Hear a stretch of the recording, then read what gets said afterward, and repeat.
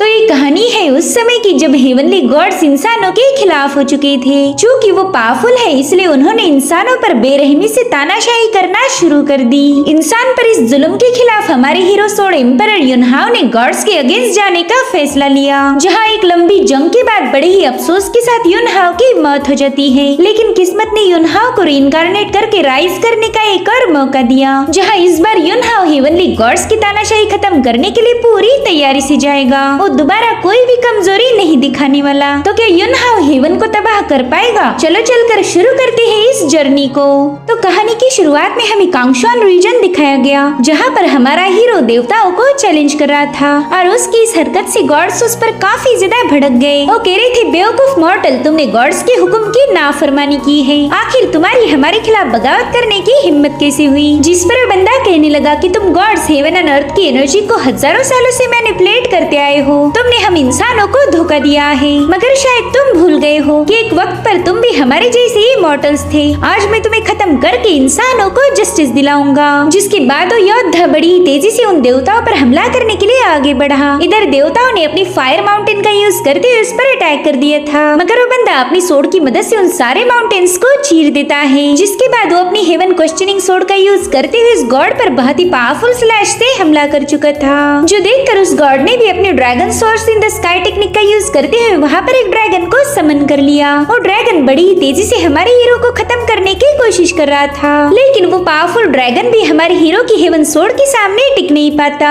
अब उस ड्रैगन को डिस्ट्रॉय करने के बाद हमारा हीरो सीधा गॉड की तरफ आगे बढ़ता है, मगर गॉड की पावरफुल ऑरा ने उसे वहीं पर रोक दिया। गॉड्स उससे कह रहे थे कि अगर तुम अपनी सोड डालकर सरेंडर कर दो तो हम तुम पर रहम करेंगे, मगर वो योद्धा हार मानने से इनकार कर देता है। वो कहने लगा कि तुम हम इंसानों को बस अपनी कठपुतली बनाकर रखना चाहते हो, मगर हमारा जन्म सिर्फ तुम्हारी गुलामी करने के लिए नहीं हुआ। जिस पर गॉड कह रहा था कि तुम्हें क्या लगता है इस पार के दम पर तुम हमारे खिलाफ जंग जीत जाओगी? रुको, मैं अभी तुम्हें तुम्हारी औकात दिखा देता हूँ। अब वो गॉड उसे क्रश करने के लिए अपना हाथ आगे बढ़ाता है, मगर उस योद्धा की आंखों में कोई खौफ नहीं था। वो कहने लगा कि चाहे आज मेरी सोल भी डिस्ट्रॉय क्यों ना हो जाए, मैं तुम गॉड्स को स्ले करते हुए हेवन को ब्रेक करूंगा। जिस पर गॉड कहते, ठीक है, फिर मरने के लिए तैयार हो जाओ। अब उस गॉड की पावर से उस बंदे की विशाल सोड ब्रेक होकर उसकी बॉडी चकनाचूर हो गई। उस गॉड ने उसे कुचल दिया था, मगर उस बंदे ने मरने से पहले उस गॉड को भी घायल कर दिया था, जो देखकर वो गॉड काफी ज्यादा हैरान हो गया। वो कहता है कि मुझे लगा नहीं था कि एक छोटा सा कीड़ा मुझे घायल कर पाएगा। खैर, वैसे भी अब इसका किस्सा यहीं पर खत्म हो चुका है। जिसके बाद हमें एक एंशिएंट अल्टर का सीन दिखाया गया, जहाँ पर कई सारे स्टोन्स पर कुछ मंत्राज लिखे हुए थे, और तभी उस योद्धा की सोल वहाँ पर पहुँच जाती है। और अब हम देख पाते हैं कि वहाँ मौजूद स्टोन्स के सारे मंत्राज उसकी सोल में मर्ज होकर उसकी सोल को जोड़ देते हैं। वो बंदा सोच रहा था कि मुझे यहाँ तक याद है कि मैं गॉड्स के हाथों मारा गया था, फिर मैं ये कौन सी जगह पहुँच गया हूँ। जिसके बाद वो देखता है कि वो कोई मामूली से स्टोन नहीं बल्कि एंशिएंट सीक्रेट मैनुअल्स थे।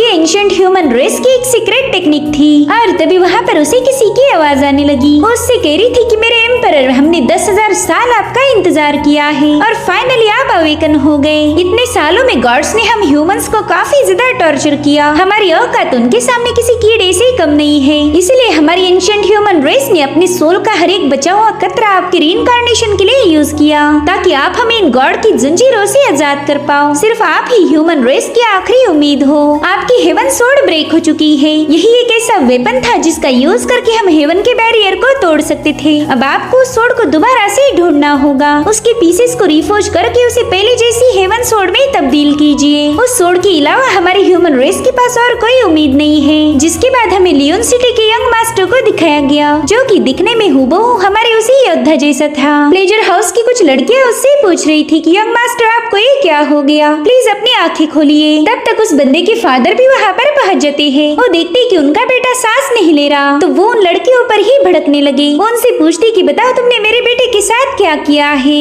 जिस पर वो लड़कियां बताने लगी कि ये तो ड्रिंक करते हुए अचानक से ही बेहोश हो गए। और उतने में वो बंदा अपनी आंखें खोलता है। उसे याद आ रहा था कि कैसे गॉड्स के साथ हुई बैटल में उसकी मौत हो गई, और फिर एंशिएंट ह्यूमन रेस ने अपनी सोल फ्रेगमेंट्स का यूज करके उसे रीइंकार्नेट होने में मदद की थी। वेल, ये है हमारा हीरो युनहाओ, जो कि एक सोड एम्परर था। उसका मकसद है अपनी हेवन सोड को दोबारा से रिफोर्ज करके गॉड्स को खत्म करना। इधर उस बंदे के फादर युनटियान अपने बेटे को गले लगाते हुए कहने लगे कि तुमने तो मुझे काफी ज्यादा डरा दिया था। शुक्र है कि तुम जिंदा हो। अब यून हाउ उस बंदे की मेमोरीज को चेक करता है जिसकी बॉडी में वो रिबॉर्न हुआ था। उसे पता चलता है कि इस जन्म में वो एक रईस यंग मास्टर है जो कि मार्शल आर्ट की प्रैक्टिस नहीं कर सकता, इसलिए वो अपना सारा वक्त शराब खाने और लड़कियों के बीच स्पेंड करता है। मगर किसी ने उसकी शराब में जहर मिला दिया था जिससे उसकी मौत हो गई। अब लॉर्ड टियान यून हाउ को एक पिल देते हैं जो कि क्लाउड सिटी के एक अल्केमिस्ट ने बनाई थी। तब तक वहाँ पर कुछ लोग पहुँच जाते हैं। एक बंदा कह रहा था कि आपके बेटे ने हमारे गैम्बलिंग हाउस में 8000 स्पिरिचुअल स्टोन हार दिए। उसने कहा था कि वो मेरे स्टोन सवेरे तक वापस कर देगा, मगर देखो उसने अभी तक मेरा कर्जा वापस नहीं किया। वहीं पर शराब खाने का ओनर कह रहा था कि तुम्हारे बेटे ने ढेर सारी महंगी वाइन ऑर्डर की थी तो उसका भी बिल पे करना बाकी है। प्लीज मेरे 20,000 स्पिरिचुअल स्टोन वापस दीजिए। इधर प्लेजर हाउस की बंदी कह रही थी कि आपके बेटे ने आज 10 लड़कियां ऑर्डर की थी और उसने उन सब के साथ मजे भी किए, मगर मेरी पेमेंट नहीं दी। ये सब सुनकर लॉर्ड टियान उन पर भड़क गए। वो कह रहे थे कि इतनी रात गई तुम मुझसे पैसे मांग रहे हो, क्या तुम्हें मुझ पर जरा भी यकीन नहीं है? जिस पर लोग कह रहे थे कि आपने आपके बेटे के खातिर पूरा की पूरा मार्शल स्वॉर्ड सेट खाली कर दिया। जल्दी आप रास्ते पर आने वाले हो, इसलिए हमें अपने पैसे चाहिए। इधर यून हाउ सोच रहा था कि इस बंदे ने तो अपने बाप को कहीं का नहीं छोड़ा, अब मुझे ही कुछ करके इस सिचुएशन को हैंडल करना होगा। इसलिए वो कहने लगा कि हमारा स्वॉर्ड मार्शल हॉल अभी भी ट्रेजर से भरा है, तो मैं जल्दी उन ट्रेजर को सेल करके 3 ही दिनों में तुम सबका कर्जा चुकता करूंगा, और अगर मैं नहीं कर पाया तो हमारा स्वॉर्ड मार्शल सेट तुम्हारा हो जाएगा। वहीं पर हम एक एल्डर को देखते जो कि सारी सिचुएशन को दूर से ही देख रहा था। उसे डर था कि कहीं यून हाउ की अय्याशी की वजह से वो लोग बर्बाद ना हो जाए। अब उन कर्जे वाले लोगों के जाने के बाद टियान अपने बेटे से कह रहे थे कि तुमने फेयू के बारे में थोड़ा सा सोचना चाहिए, वो तुम्हारी फियांसे है। अगर तुम ऐसी ही हरकतें करते रहोगे तो उस लड़की का दिल टूट जाएगा। खैर चलो इस मेडिसिन को कंज्यूम कर लो, शायद इससे तुम्हारी मेरिडियन अनब्लॉक हो जाए। तब तक मैं एल्डर जू से और कुछ एलिक्सर्स की बात करता हूँ। यून हाउ को अब काफी ज्यादा टेंशन आ रहा था क्योंकि उसका रीबर्थ एक ऐसी बॉडी में हुआ जिसकी मेरिडियन ब्रोकन है। अगर अब उसे कल्टीवेट करना है तो काफी सारी मेहनत करनी पड़ेगी, लेकिन अब उसने फैसला कर लिया था कि वो कल्टीवेशन की हेवन मिस्टिक रन पर ब्रेक थ्रू करके डिवाइन रेस को अपने पांव से ही कुचल देगा।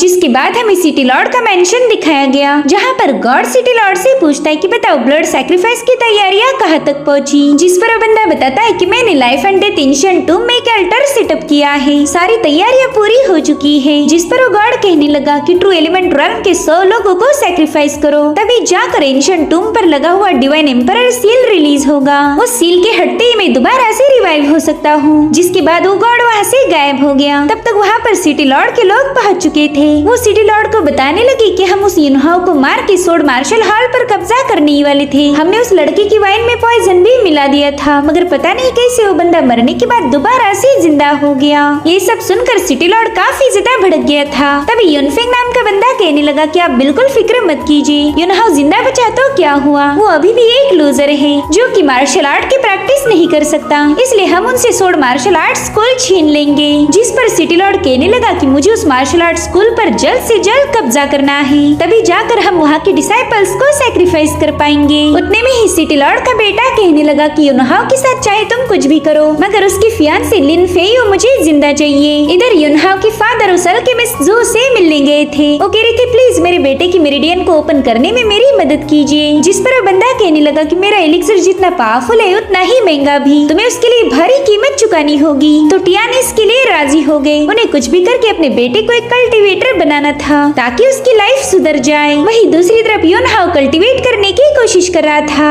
मगर उसे समझ आता है कि वाकई इस बॉडी में कोई इंटैक्ट मेरिडियन नहीं है। अब वो मार्शल वेंस को ओपन करने के लिए प्रिमोर्डियल क्रिएशन टेक्निक का यूज करने लगा। वो अपने माइंड स्पेस में जाकर उस टेक्निक को एक्टिवेट कर देता है। उसके ऐसा करते ही वहाँ मौजूद स्टोन टैबलेट उसकी बॉडी में अपनी पावर्स ऐड करना शुरू कर देती है और कुछ समय बाद ही यून हाउ की मार्शल वेंस ओपन हो गई। मगर इस बॉडी की ची पावर और ब्लड भी अभी डैमेज था, जिसके चलते ये बॉडी इतनी ज्यादा कमजोर है कि ची ड्राइंग रेल्म की पावर को भी बड़ी मुश्किल से झेल पाएगी। अब इसे पूरी तरह से रिपेयर करने के लिए यून हाउ को जरूरत थी पावरफुल एलिक्सर्स की। तब एक डिसाइपल आकर यून हाउ को बताने लगा कि यूनफेंग हमारे मार्शल आर्ट स्कूल में घुस चुका है। उसने हमारे कई सारे डिसाइपल्स को घायल किया और अब वो मेडिसिन चुराने के लिए मेडिसिन हॉल की तरफ रवाना हो चुका है। यून हाउ दिल में ही कह रहा था कि अब ये बॉडी मुझे मिल गई तो इस बंदे के फैमिली मैटर्स को सॉल्व करना भी मेरा ही फर्ज बनता है। इधर यूनफेंग स्वॉर्ड मार्शल स्कूल के मेडिसिन हॉल में पहुंच चुका था। वहाँ के एल्डर लियो कहने लगे कि बिना हमारे मास्टर की परमिशन के तुम लोग यहाँ नहीं नहीं आ सकते।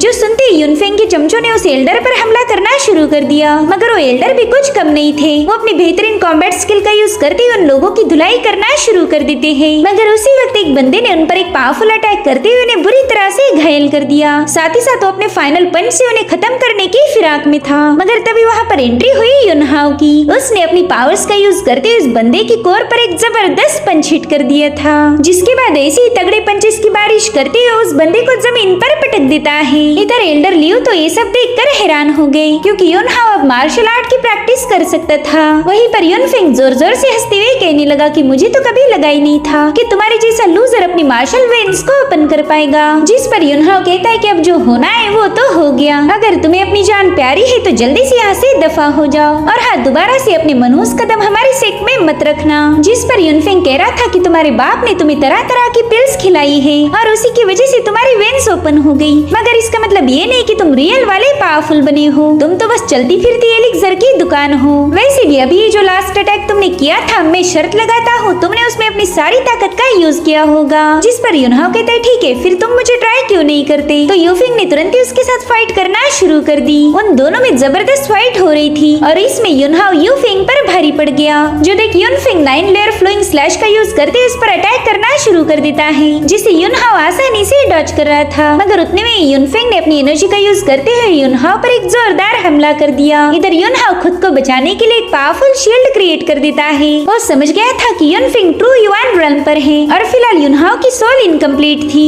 इसलिए वो युनफिंग के खिलाफ अपनी ब्रूट फोर्स का यूज नहीं कर सकता और ना ही वो ज्यादा देर तक उसके अटैक को होल्ड कर पाएगा। इधर युनफिंग अपनी पूरी ताकत लगाकर युनहाओ की शील्ड को ब्रेक करते हुए अपनी लेपर्ड फिस्ट टेक्निक को एक्टिवेट कर देता है, मगर इससे पहले कि वो लेपर्ड युनहाओ पर हमला कर पाए, बीच में आ जाती है लिनफ्यू, जो कि युनहाओ की फियांसे है। उसने बड़े ही कूल अंदाज में उस बंदे की मूव को डिस्ट्रॉय करते हुए युनहाओ को प्रोटेक्ट किया। वो कह रही थी युनफिंग ये हमारा सेक्ट है, यहाँ तुम अपनी मनमानी नहीं चला सकते, अगर मेरे हाथों से पीटना नहीं चाहते तो जल्दी से यहाँ से दफा हो जाओ। जिस पर युनफिंग कह रहा था कि आज तो तुम बीच में आ गई, लेकिन हर बार नहीं आ पाओगी, देख लेना मैं जरूर से इस लूजर को सबक सिखाऊंगा। युनहाओ समझ गया था कि उसकी फियांसे उससे काफी ज्यादा प्यार करती है, साथ ही साथ युनहाओ को उसकी बॉडी में उसकी हेवन सोर्ड के पीसेस भी नजर आ रहे थे। इधर लिनफ्यू उससे डांटते हुए कहने लगी कि मैं हर रोज तुम्हारे लिए परेशान रहती थी और देखो तो तुमने अपनी मेरिडियन रिपेयर हुई ये भी मुझे नहीं बताया। उतने में ही उन्हें एल्डर टियान का बुलावा आता है। फॉर द फर्स्ट टाइम उन्हें अपने बेटे पर नाज हो रहा था कि उसने युनफेंग जैसे बदमाश को सबक सिखाया। साथ ही साथ एल्डर लियो भी उन्हें बताने लगे कि अगर युनहाओ बीच में नहीं आता तो शायद वो लोग मुझे बुरी तरह से घायल कर देते। जिस पर लॉर्ड टियान कहने लगी कि अब देखता हूँ कि मेरे बेटे को लूजर कौन बोलता है। जिसके बाद वो लिनफ्यू से कहने लगी कि पहला तो मुझे ये लगता था कि ये नालायक तुम्हारे काबिल ही नहीं, मगर अब मैं समझ गया कि मेरा बेटा कल्टीवेट कर सकता है, तो क्यों ना कोई अच्छा सा मुहूर्त देख के तुम दोनों की शादी करवा दूं। मेरी जिम्मेदारी भी खत्म होगी और मुझे प्यारे से नाती पोते भी खेलने के लिए मिल जाएंगे। ये सुनकर ही युनहाओ को ठसका लग गया। इधर एल्डर लियो बता रहे थे कि युनफिंग हमारे सेक्ट पर कब्जा करना चाहता है और उसकी बातों से ऐसा लग रहा था कि वो पूरी तरह से तैयार है। जिस पर लॉर्ड टियान कहने लगी कि पहले मेरा बेटा कल्टीवेट नहीं कर सकता था, तो इसी के चलते वो कभी सेक्ट की कमान संभाल नहीं पाता और इसी का फायदा उठाकर वो लोग हमारे सेक्ट पर कब्जा करना चाहते थे, मगर अब ऐसा बिल्कुल नहीं होगा।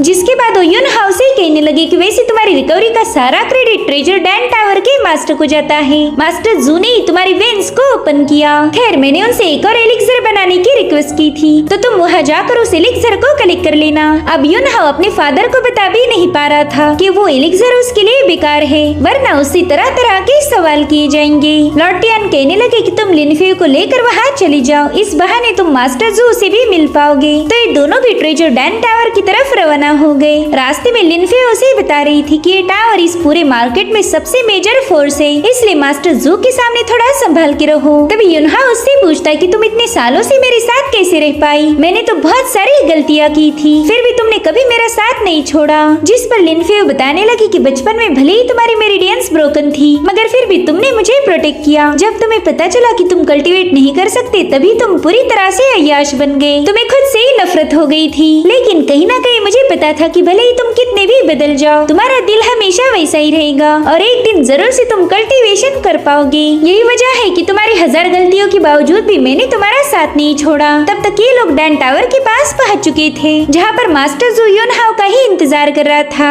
वो युनहाओ को बताता है कि तुम्हारी ब्रोकन मेरिडियन को रिपेयर करने के लिए तुम्हारे फादर ने मुझसे आज तक हजारों पिल खरीदी होगी, और देखो फाइनली तुम रिकवर हो गए। इधर युनहाओ को तो काफी ज्यादा गुस्सा आ रहा था, क्योंकि इस बंदे ने उसके फादर का लगभग सारा ट्रेजर ही लूट लिया था, और वो भी नकली दवाइयाँ बेचकर। इधर एल्डर जू बता रहा था कि मैंने तुम्हारे लिए बॉडी नरिशिंग क्रिस्टल बनाई है, जो तुम्हारी वाइटलिटी को स्ट्रॉन्ग बनाएगी। बस एक बार तुम इसे एब्जॉर्ब कर लो, फिर तो तुम्हारी मार्शल वेन हमेशा के लिए ओपन रहेगी, इसकी गारंटी मैं देता हूँ। जिसके बाद एल्डर जू युनहाओ को अपना वो क्रिस्टल शो करता है। युनहाओ तो उसे देखकर काफी ज्यादा शॉक हो गया था, क्योंकि ये है ब्लड एसेंस बिल्डिंग क्रिस्टल, जो कि उसने अपनी पास्ट लाइफ में कांग्याओ नाम के डिसाइपल को दिया था।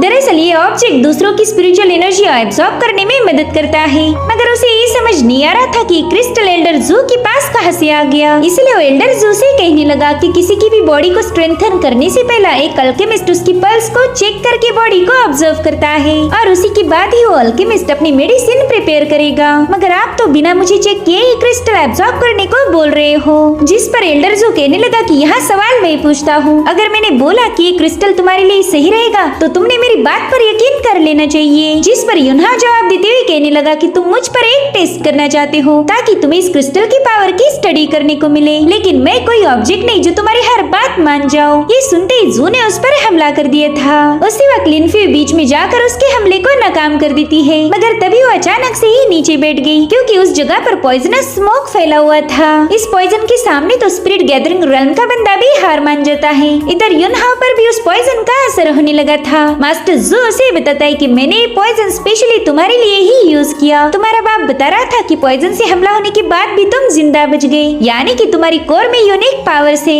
इसलिए मैं तुम्हारी बॉडी में किस टाइप की वाइटलिटी है उसे चेक करना चाहता हूँ। जिसके बाद तुरंत ही अपनी पावर्स का यूज करते हुए युनहाओ पर अटैक करने लगा, जो देखकर लिनफ्यू तुरंत ही उस बंदे के साथ फाइट शुरू कर देती है, मगर उसकी बॉडी पॉइजन की वजह से कमजोर पड़ चुकी थी। हालांकि युनहाओ ने खुद को रिकवर कर लिया, जो देख जू भी काफी ज्यादा शॉक हो जाता है। वो अब युनहाओ पर मल्टीपल अटैक्स करने लगा, मगर युनहाओ ने डॉज करते हुए एक जोरदार पंच में ही जू को पटक देता है। वो कह रहा था कि तुम्हारी ये फालतू की ट्रिक्स मुझ पर नहीं चलने वाली, और अब मुझ पर दोबारा से अटैक मत करना, वरना तुम्हारी मेरिडियन ब्रेक हो जाएगी। ब्लॉक मेरिडियंस पर इतना ज्यादा दबाव मत डालो। जो सुनकर एल्डर जू तो हैरान हो जाता है, क्योंकि उसकी मेरिडियंस ब्लॉक है ये बात किसी को पता नहीं थी। अब युनहाओ तुरंत ही अपनी पावर्स का यूज करके उसकी मेरिडियन को स्मूथ कर देता है। जू उससे पूछ रहा था कि तुम ये सब कैसे कर पा रहे हो, जिस पर युनहाओ बताने लगा कि हमारे मेरिडियंस को वाइटलिटी से पावर मिलती है, मगर आज इस दुनिया में मौजूद वाइटल एनर्जी बुरी तरह से टेम्पर्ड हो चुकी है। कल्टीवेशन करते वक्त जब तुम उसे एब्जॉर्ब करते हो तो धीरे धीरे तुम्हारे मेरिडियंस को ब्लॉक करना शुरू कर देती है, और यही वजह है तुम्हारे मेरिडियंस के ब्लॉक होने की। तो एल्डर जू उससे रिक्वेस्ट करने लगा कि प्लीज मुझे हील कर दो,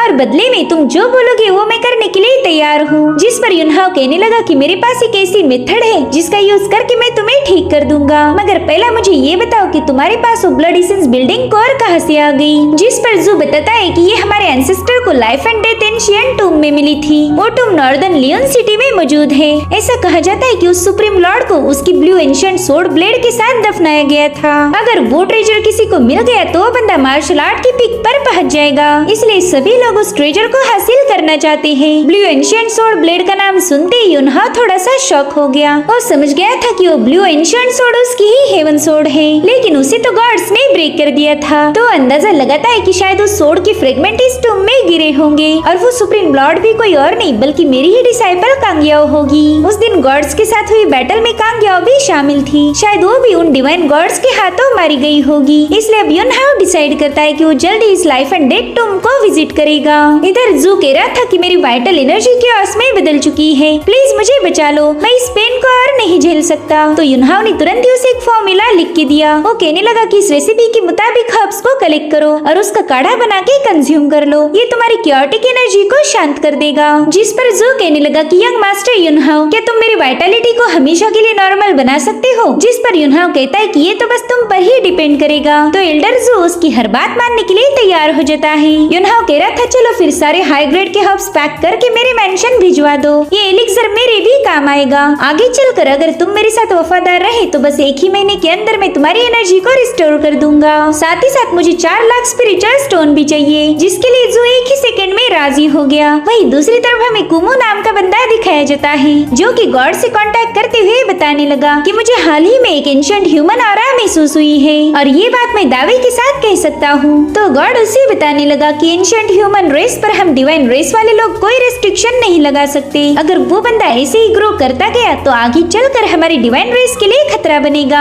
हमें जल्दी से उस बंदे को खत्म करना ही होगा। लियोन सिटी का लॉर्ड भी हमारे लिए ही काम करता है, तो इस काम में वो बंदा भी तुम्हारी मदद करेगा। वही दूसरी तरफ युनहाओ लिनफेव के पॉइजन को अपनी पावर्स का यूज करके वे रिमूव कर देता है। वो फिलहाल बेहोशी की हालत में थी, तो युनहाओ को लग रहा था कि यही सही वक्त है सोड फ्रेगमेंट को हासिल करने का। इसलिए वो तुरंत ही अपनी पावर्स का यूज करके उन फ्रेगमेंट्स को निकालने की कोशिश करने लगा। लेकिन लिनफेव की बॉडी पर एक सील लगा हुआ था, जिसे युनहाओ फिलहाल की पावर्स की दम पर हटा नहीं सकता। वो हेवन सोड एंशिएंट डिवाइन स्टोन का यूज करके बनाई गई थी। इसे फायर किरिन इनेट मिस्टिकल फायर का यूज करके ही रिफाइन किया जा सकता है और ये किरिन मिस्टिकल फायर बहुत ही ज्यादा रेयर है। अब अगले दिन युनहाओ मेडिसिन हॉल में पहुंच जाता है, जहाँ पर एल्डर लियो उसे बता रहे थे कि डाउ टावर के मिस्टर जू ने आपके लिए कुछ स्पिरिचुअल हर्ब्स भेजे थे, तो मैंने उन्हें एलिक्सर रूम में रख दिया है। जिस पर युनहाओ कहता है कि सीनियर प्लीज आप इस एलिक्सर रूम में किसी को आने मत दीजिए, वहाँ मुझे एक जरूरी काम है। जिसके बाद युनहाओ सीधा एलिक्सर रूम में पहुंच गया। वो कह रहा था कि इस दुनिया की वाइटलिटी पावर्स को गॉड ने करप्ट कर दिया है, इसलिए जो भी बंदा कल्टीवेट करता है उसकी मेरिडियन अपने आप ब्लॉक हो जाती है। लेकिन इस मामले में मेरी किस्मत अच्छी रही, क्योंकि जिस बॉडी में मैं रिबॉर्न हुआ उसने कभी कल्टीवेट किया ही नहीं था।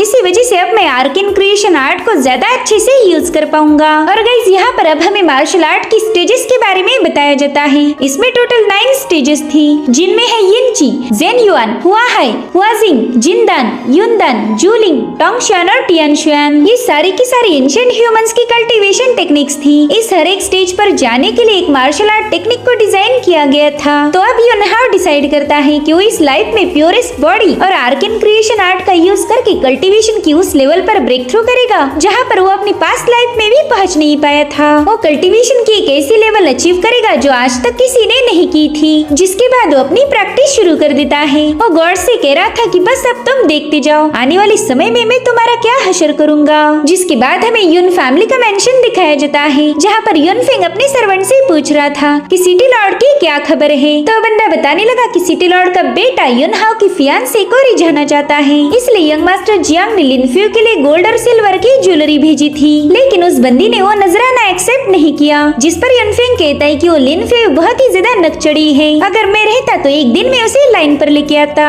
और उतने में वहाँ पर युनफेंग का चमचा पहुँच गया। उसे बता रहा था कि लिनफ्यू जेन्युइन स्टेज की मिड फेज पर पहुँच चुकी है। मुझे तो अब बिल्कुल नहीं लगता कि वो बंदी किसी की सुनने वाली है। यंग मास्टर जियांग भी उसे हैंडल नहीं कर पाएगा। जिस पर युनफेंग हंसते हुए कहने लगा कि वो लड़की आज जो कुछ भी है हमारी युन फैमिली की बदौलत है। बस एक बार वो सोड मार्शल आर्ट सेक्ट हमारे हाथ लग जाए, फिर देखना सब कुछ हमारा हो जाएगा। तभी वो बंदा उसे बताता है कि आज एल्डर यिंग लियोन सिटी आने वाली है, तो क्यों ना इस मौके का फायदा उठाया जाए। तो युनफेंग तुरंत अपने फादर हाइशांग को लेकर सोड सेक्ट पहुँच गया। वहाँ पर लॉर्ड टियान अपने डिसाइपल्स को ट्रेनिंग देने में बिजी थे कि तभी ये लोग कहते कि तुम लिनफ्यू की शादी तुम्हारी लूजर बेटे से नहीं कर सकते। जो सुनते लॉर्ड टियान उस पर भड़क गए। वो कहने लगे कि मेरे बेटे की शादी से तुम्हारा कोई लेना देना नहीं, अगर तुम्हें कुछ और बकवास करनी है तो वैसे बताओ। और तभी वहाँ पर एल्डर यिंग की एंट्री होती है। वो कह रही थी कि तुम अपने आपसी झगड़े डिसाइपल के सामने मत करो, इससे उन पर बुरा असर पड़ेगा। इधर लॉर्ड टियान तुरंत ही उन्हें ग्रीट करने लगे। तो कहते टियान तुम काफी ज्यादा पावरफुल हो, मगर तुम्हारा बेटा युनहाओ ब्रोकन मेरिडियन के साथ पैदा हुआ, वो कभी कल्टीवेट नहीं कर सकता और इसका सीधा मतलब ये है कि इस अकेडमी का कोई वारिस नहीं। मैंने तो ये भी सुना है कि तुमने अकेडमी के ट्रेजर का यूज करते हुए युनहाओ के लिए ढेर सारे एलिक्सर्स खरीदे ताकि उसकी मेरिडियन ओपन हो जाए, मगर अब अकेडमी की फाइनेंशियल कंडीशन बद से बदतर हो चुकी है। इसलिए मैंने फैसला लिया है कि अकेडमी किसी काबिल बंदे के हवाले कर दूं, ताकि इसका कोई वारिस भी होगा और अकेडमी के पास ढेर सारा पैसा भी रहेगा। मेरे ख्याल से हाइशांग ही सही चॉइस है। ये सुनकर तो लॉर्ड टियान काफी ज्यादा घबरा गए। वो कह रही थी प्लीज इसे तो ये अकेडमी बिल्कुल मत दीजिए। इधर युनहाओ ने सारा डिस्कशन सुन लिया था। वो समझ गया कि हाइशांग और उसके फादर की बिल्कुल भी नहीं जमती, इसलिए वो अरीना में जाते हुए कहने लगा कि सबकी कल्टीवेशन स्टाइल और मेरिडियन डिफरेंट होती है, मेरी कोर बाकी के लोगों से यूनिक है। मेरे फादर ने इतने साल मुझे अलग अलग सीक्रेट मेथड सिखाई और उसी की बदौलत मैं कल्टीवेशन की जेन्युइन स्टेज पर पहुंच चुका हूँ। जो सुनकर वहाँ मौजूद सभी लोग हैरान हो गए। वो कह रही थी कि हाल ही में तो इसकी मार्शल वेन्स ओपन हुई, फिर ये बंदा इतनी जल्दी सेकंड लेवल यानी कि जेन्युइन स्टेज पर कैसे पहुंच गया।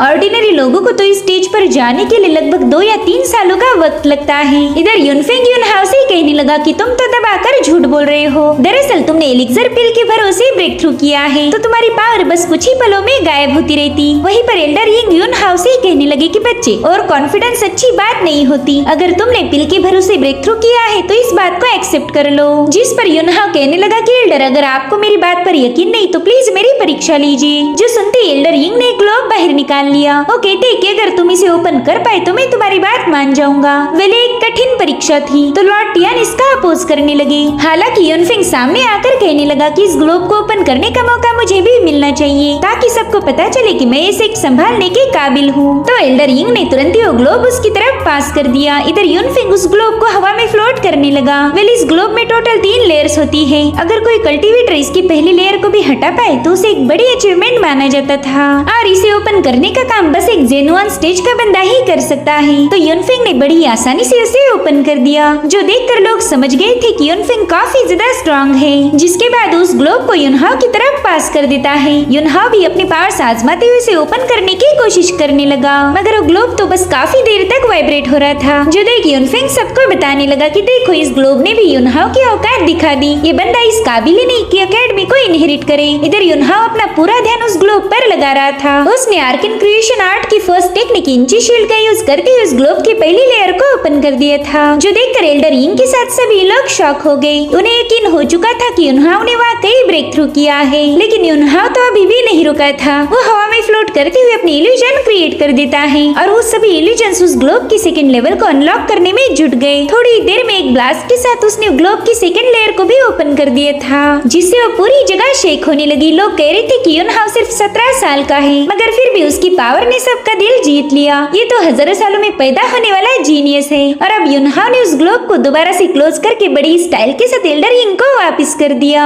एल्डर यिंग भी उसका एक कारनामा देखकर उसकी तारीफ करने लगे। इधर यूनहाओ अपने फादर से कहने लगा कि आपने मुझे इतने साल ट्रेनिंग दी और उसी की वजह से मैंने ये सब अचीव किया है। जो सुनकर एल्डर टियान काफी ज्यादा खुश हो गए। वहीं पर एल्डर यिंग लॉर्ड टियान से कहने लगे कि ये बच्चा बहुत ही ज्यादा टैलेंटेड है, इसे अच्छे से नरिश करो, मुझे लगता है कि ये बहुत आगे जाएगा। मगर ये बात हाइशांग को बिल्कुल भी पसंद नहीं आई। वो कह रहा था कि इस टियान ने एकेडमी का सारा ट्रेजर यूज किया बस इस बंदे की मार्शल वेन्स को ओपन करने के लिए। क्या आपको ये सही लगता है? वहीं पर यूनफेंग भी कहने लगा कि सिटी लॉर्ड का बेटा जियांग लिनफ्यू से शादी करना चाहता है। अगर हम उन्हें मंजूरी दे दे तो नॉर्दर्न माउंटेन पर मौजूद सारे क्रिस्टल और हर्ब्स हमारी यून फैमिली को मिल जाएंगे, और अगर लिनफे ने इस लूजर से शादी की तो हमारी यून फैमिली का नुकसान हो जाएगा। जो सुनकर यूनहाओ जवाब देते हुए कहने लगा कि पता नहीं इस कुत्ते को खुला किसने छोड़ दिया, ये तो बेवजह भौंकी जा रहा है। जो सुनते ही यूनफेंग ने उस पर अटैक करना शुरू कर दिए, जिसे यूनहाओ भी काउंटर कर रहा था। लेकिन अब इनके झगड़े और बढ़ पाए इससे पहले एल्डर यिंग ने उन्हें रुकने का ऑर्डर दिया। वो कहने लगे कि मेरे होते हुए यहाँ बेवजह की लड़ाई नहीं होगी। उसी वक्त हाइशांग ने ब्लड ड्यूअल की मांग की। वो कह रहा था कि हमारी सिटी के रूल्स के अकॉर्डिंग हम लोग इनके साथ फाइट करना चाहते हैं, जो भी जीतेगा उसे इस एकेडमी का कंट्रोल दिया जाएगा। तो एल्डर यिंग को भी ये आइडिया काफी ज्यादा पसंद आई। वो कहते हैं कि इस तरह से तो मैं इन बच्चों के एबिलिटीज को भी चेक कर पाऊंगा। तो यूनहाओ ने भी इस चैलेंज को एक्सेप्ट कर लिया। वहीं पर लिनफ्यू और एक डिसाइपल भी इस कॉन्टेस्ट में पार्टिसिपेट करने के लिए तैयार हो गए। तो अब एल्डर यिंग अनाउंस करते हैं कि ब्लड ड्यूअल 3 दिनों में की जाएगी, जो भी इसका विनर होगा उसे इस स्वॉर्ड मार्शल सेक्ट की कमान दी जाएगी। तो हाइशांग अपने बेटे की पावर्स को बढ़ाने के लिए पाइथन ब्लड क्रिस्टल लेके आता है, जिसे एब्सॉर्ब करते ही यूनफेंग जेन्युइन स्टेज की पिक पर पहुंच जाता है। उन्हें कुछ भी करके बस इस चैलेंज को जीतना था। इधर यूनहाओ एल्डर जू ने भेजे हुए स्पिरिचुअल हर्ब्स का यूज करते हुए इन्हें रिफाइन करना शुरू कर देता है। अगर यूनहाओ इन हर्ब्स के साथ फिजिकल ट्रेनिंग करे तो उसकी वाइटल एनर्जी और ब्लड रिस्टोर हो जाएगा। इसलिए वो तुरंत ही अपने माइंड स्पेस में जाकर एक अच्छी टेक्निक ढूंढने लगा। दरअसल यूनहाओ स्पिरिट सोर्ड की फर्स्ट लेवल को मास्टर करने की प्लानिंग कर रहा था, मगर साथ ही साथ उसे सेकंड लेवल की अजूर सोर्ड टेक्निक को भी मास्टर करना है। ये अजूर सोर्ड टेक्निक बहुत ही ज्यादा खतरनाक है, लेकिन उसे मास्टर करने के लिए कल्टीवेशन के अपर लेवल पर जाना जरूरी था। अगर युनहाओ ने इस फिलहाल के लेवल पर उसे सीखने की कोशिश की तो टेक्निक उस पर ही उल्टी पड़ जाएगी, लेकिन फिर भी वो रिस्क उठाने के लिए तैयार था। वह मौजूद एंशिएंट स्टोन से वो मूव सीखने की कोशिश कर रहा था, लेकिन वो स्टोन उसे इसकी इजाजत नहीं देते। तो युनहाओ सोर्ड की पहली लेवल यानी कि स्पिरिट सोर्ड को सीखकर ही माइंड स्पेस से बाहर आ गया। उतने में ही उसके डोर पर एक नॉक हो जाता है और डोर ओपन करते लिनफियो ने सीधा उस पर हमला कर दिया। तो अब युनहाओ भी अपनी सोर्ड निकालकर उसके साथ फाइट करना शुरू कर देता है। तभी लिनफियो ने हवा में फ्लोट करते हुए उस पर एक जोरदार अटैक कर दिया, जिसे युनहाओ अपनी सोर्ड से रोक लेता है। उससे पूछ रहा था कि फेयू तुमने मुझ पर यूं अचानक से हमला क्यों कर दिया, जिस पर वो कहने लगी कि तुम्हारी मार्शल वेन्स ओपन हो गई, मगर अभी भी तुम्हें प्रैक्टिस की जरूरत है क्योंकि पहले कई साल तुमने ऐसे ही बर्बाद कर दिए। अब तुम्हें कड़ी मेहनत करनी होगी और हाँ, कल की ड्यूल में भी तुम्हें जीतना ही होगा। उसी वक्त युनहाओ उसे घूर के देखने लगा और लिनफियो उसे गलत समझ बैठी। वो कह रही थी कि तुम मुझे वैसी नजरों से नहीं घूर सकते, समझ गए तुम। तो युनहाओ उसे बताने लगा कि तुम्हारी बॉडी पर एक सील लगा है। ये सुनकर फेयू काफी ज्यादा हैरान हो गई। वो उससे पूछती कि तुम्हें इस बारे में कैसे पता चला। तो युनहाओ उसे ट्रेजर डैन टावर के पॉइजन की बात याद दिलाता है। वो कह रहा था कि एल्डर जू के अटैक से तुम्हारी एनर्जी बर्स्ट हो गई थी। उसी दिन मैंने नोटिस किया कि वो सील तुम्हें प्रोटेक्ट कर रहा है। क्या तुम मुझे बता सकती हो कि ये तुम्हारी बॉडी पर किसने लगाया था? तो लिनफियो उसे बताने लगी कि ये सील मेरी माँ ने रखा हुआ था। जब मैं 5 साल की थी तभी हम पर कुछ बैंडिट्स ने अटैक कर दिया। मेरे फादर उनके साथ फाइट करते हुए मारे गए और मुझे बचाने के लिए मेरी माँ मुझे वहीं पर हाइड करके भाग गई। उसी वक्त ये सील उसने मुझ पर लगा दिया था ताकि मैं महफूज रह पाऊँ। और फिर थोड़ी देर बाद तुम्हारे फादर ने आकर मुझे बचा लिया। जब मैं 18 साल की हो जाऊंगी तब वो प्रोटेक्शन सील भी वैनिश हो जाएगा। जिसके बाद वो मायूस होकर वहाँ से चली गई। यहाँ पर युनहाओ को एक बात तो समझ आ गई थी कि फेयू भी एंशिएंट ह्यूमन रेस की वंशज है। वही दूसरी तरफ कुमो गॉड के कहने पर सिटी लॉर्ड से मिलने आया था। उसे बताता है कि मुझे सोर्ड मार्शल सेक्ट से एक एंशिएंट ह्यूमन की ऑरा फील हुई है। शायद वो डिवाइन गॉड्स के चुंगल से बच गया होगा। जिस पर सिटी लॉर्ड कहने लगा कि हमें जल्दी से उस पर्सन को ढूंढ निकालना है। अब 3 दिनों के बाद इस सभी लोग सोर्ड मार्शल सेक्ट में जमा हो गए थे। ब्लड ड्यूल देखने के लिए कुमो के साथ साथ सिटी लॉर्ड का बेटा जियांग चुआन भी वहाँ पहुँच गया। उस वक्त युनहाओ की नजर पड़ी कुमो ने पहने हुए पेंडेंट पर। उसे जाना पहचाना लग रहा था। इधर एल्डर यिंग भी ड्यूल देखने आ गए थे। वो इन दोनों मेहमानों का स्वागत करते हुए कहने लगे कि मैं उम्मीद करता हूँ आपको आज की बैटल देखकर मजा आएगा। जिस पर जियांग चुआन कहने लगा कि यहाँ आना तो हमारे लिए प्राउड की बात है। आफ्टर ऑल ये अकेडमी हमारे पूरे कॉन्टिनेंट की सबसे बेस्ट अकेडमी मानी जाती है। पता नहीं आज ये अकेडमी किसकी ओनरशिप में चली जाएगी। जिसके बाद वो मास्टर कुमो को भी उनसे इंट्रोड्यूस करता है। वो कह रहा था कि मैं इन्हें अपने साथ लेकर आया ताकि ये भी फाइट को एंजॉय कर पाए, मगर कुमो का वहाँ आने का मकसद था बस एंशिएंट ह्यूमन की तलाश करना। अब एल्डर यिंग सबको ड्यूल के रूल्स बताते हैं। इसमें 3 राउंड्स खेले जाएंगे और जो भी टीम ज्यादा राउंड्स में जीत कायम करेगी वही इस कॉन्टेस्ट की विनर बनेगी। तभी यून फैमिली का डिसाइपल चुआंग तुरंत ही अरीना में कूद जाता है और इसका मुकाबला करने के लिए यूनहो अरीना में पहुंच चुका था। उसने अपने स्पीयर को समन करते हुए तुरंत ही उस बंदे के साथ फाइट करना शुरू कर दी, मगर चुआंग उसके हर एक अटैक को काउंटर करते हुए उसे तगड़ी टक्कर दे रहा था। और इसी दरमियान उसने यूनहो की चेस्ट पर एक जोरदार लात मार के उसे अरीना से बाहर निकाल दिया। यूनहो को काफी ज्यादा बुरा लग रहा था कि वो अपने सिख को बचाने की खातिर कुछ भी कंट्रीब्यूट नहीं कर पाया। इधर चुआंग हंसते हुए कहने लगा कि मेरे ख्याल से इस अकेडमी के सारे लोग लूजर हैं। खैर चलो देखते हैं अगला अपोनेंट कौन आएगा। उसी वक्त लिनफियो ने अरीना में जंप लगा दी। उसकी पावर्स और स्किल देखकर जियांग चुआन स्माइल कर रहा था क्योंकि ये बंदा लिनफियो के साथ शादी करना चाहता है। इधर लिनफियो ने एक ही स्लैश अटैक में उस बंदे को काफी जोरों से पटक दिया था, जो देखकर जियांग चुआन और ज्यादा खुश हो गया। वहीं पर यूनफेंग ने चुआंग को इशारे में ही बता दिया कि वो लिनफी को खत्म कर दे। तो चुआंग अपने एक सीक्रेट टेक्निक ब्लेजिंग फिस्ट को एक्टिवेट करके सीधे लिनफियो पर कई सारे हमले करने लगा, जिसे लिनफियो अपनी सोड के दम पर ही काउंटर कर रही थी। और उसी वक्त फेयू की एनर्जी रिलीज होकर उस पूरी जगह में फैल जाती है। उस पावरफुल ऑरा ने चुआंग को भी अरीना से बाहर फेंक दिया था। इधर कुमो उस ऑरा को देखते ही समझ गया कि यही बंदी एंशिएंट ह्यूमन रेस से बिलोंग करती है। वहीं पर एक बंदे ने फेयू पर हमला कर दिया था, मगर उसे अरीना में पावर रखने से पहले ही फेयू ने हवा में ही उसे हरा दिया, जो देख यूनहाओ काफी ज्यादा खुश हो जाता है। तो अब लिनफियो को सबक सिखाने के लिए यूनफेंग अरीना में कूद गया। वो आते ही लिनफियो पर भारी पड़ जाता है। उसकी पावर्स को देखते ही लॉर्ड टियान समझ गए कि इस बंदे की पावर बढ़ चुकी है। उसने लिनफियो को तगड़ी टक्कर देते हुए उस पर एक जोरदार स्लैश अटैक किया था, जिसके चलते वो सीधा घायल होकर हवा में उछल गई। लेकिन तभी यूनहाओ जाकर उसे कैच कर लेता है। वहीं पर यूनफेंग कहने लगा कि यूनहाओ चल यहाँ आकर अपने बाप का मुकाबला कर। तो यूनहाओ भी उसका चैलेंज एक्सेप्ट कर लेता है। अब उन दोनों दोनों में जबरदस्त फाइट शुरू हो चुकी थी, जिसमें युनहाओ अपनी एनर्जी का यूज करते हुए उस पर हमले करने लगा,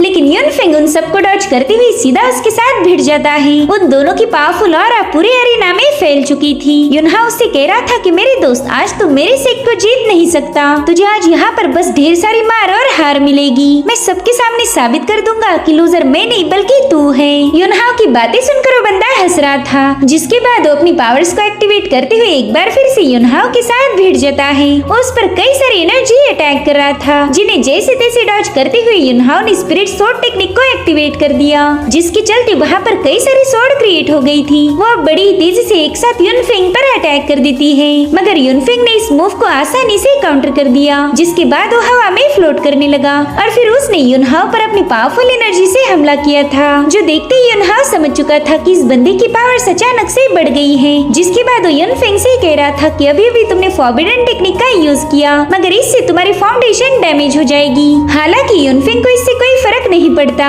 वो एक बार फिर से अपनी उसी फॉरबिडन टेक्निक का यूज करते हुए युनहाओ पर हमला कर देता है, जिसे देखकर युनहाओ समझ गया कि ये बंदा जेन्युइन स्टेज की पीक पर पहुंच चुका है। अब अगर इसे हराना है तो युनहाओ को अजुर सोर्ड टेक्निक को ट्राई करना ही होगा। और उसी वक्त वहाँ मौजूद स्टोन टैबलेट में से अजुर सोर्ड मूव उसके अंदर चली गई, जिसके चलते युनहाओ भी अब जेन्युइन स्टेज की पीक पर पहुंच गया था और अब वो तुरंत ही अपनी सोर्ड को रिलीज करते हुए युनफेंग पर अटैक कर देता है। साथ ही साथ उसने अजुर सोर्ड मूव को भी एक्टिवेट किया था, जिससे एक पावरफुल ड्रैगन जाकर युनफेंग को बुरी तरह से घायल करके उसे अरीना से बाहर फेंक देता है। इधर युनहाओ भी बुरी तरह से एग्जॉस्ट हो चुका था, मगर उसने ये मुकाबला जीत लिया। इधर हाईशंग अपने बेटे के लिए रोने लगा, क्योंकि युनहाओ ने उसे बुरी तरह से इंजर्ड कर दिया था, इसलिए गुस्से में आकर युनहाओ पर अटैक कर देता है, मगर फिर लॉर्ड टियान ने आके उसके अटैक को डिस्ट्रॉय कर दिया।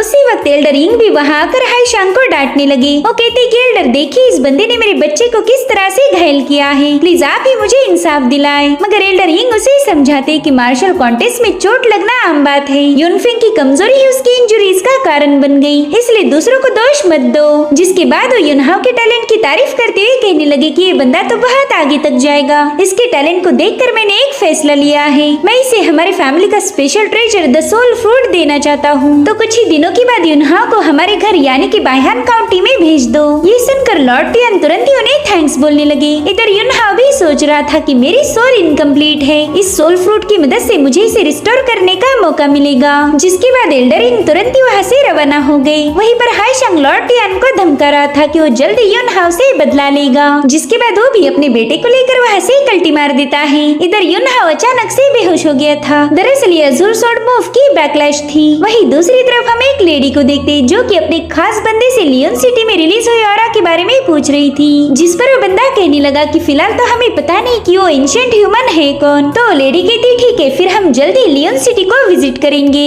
इधर युनहाओ अभी अभी होश में आया था, उसने अजुर सोर्ड जैसी पावरफुल टेक्निक का यूज करने की वजह से उस पर बैकलैश हुआ था। साथ ही साथ उसे लिनफेयू का भी टेंशन आने लगा, क्योंकि उसकी ऑरा अब रिवील हो चुकी थी, तो उनके दुश्मन जरूर से उस पर हमला कर देंगे। युनहाओ सोचता है कि अगर मैं उस सोर्ड की फ्रेगमेंट निकाल पाऊँ तो लिनफेयू की एंशिएंट ह्यूमन ऑरा को सील कर दूंगा, फिर उसकी जान को कोई खतरा नहीं होगा। इधर लिनफेयू युनहाओ को होश में आता हुआ देखकर काफी ज्यादा खुश हो गई। वो कहती है कि तुम 10 घंटों से बेहोश थे, मैं तुम्हारे लिए काफी ज्यादा परेशान हो गई थी। तो अब वो अपना हाथ बढ़ाकर उसे छूने की कोशिश करता है, मगर वो तुरंत ही उससे दूर हट जाती है। लिनफेयू कह रही थी कि तुम्हारे फादर ने क्लियरली बताया था कि शादी से पहले हम दोनों वैसी कोई हरकतें नहीं करेंगे। जिस पर युनहाओ कहता है पता नहीं मेरे फादर ऐसी फालतू बातें क्यों सिखाते रहते हैं। इधर लिनफेयू उससे कह रही थी कि बैटल शुरू हुई तब तुम जेन्युइन स्टेज के मिड लेवल पर थे, तो फिर तुम अचानक से पिक पर कैसे पहुंच गए। जिस पर युनहाओ जवाब देता है कि जानी मन तुम्हारा हस्बैंड बहुत ही ज्यादा टैलेंटेड है। जो सुनकर लिनफेयू की हंसी छूट गई। वो कहती हाँ तुम एक जीनियस तो हो, मगर कभी इसका घमंड मत करना। जिस पर वो कहते हैं हाँ मेरी जान,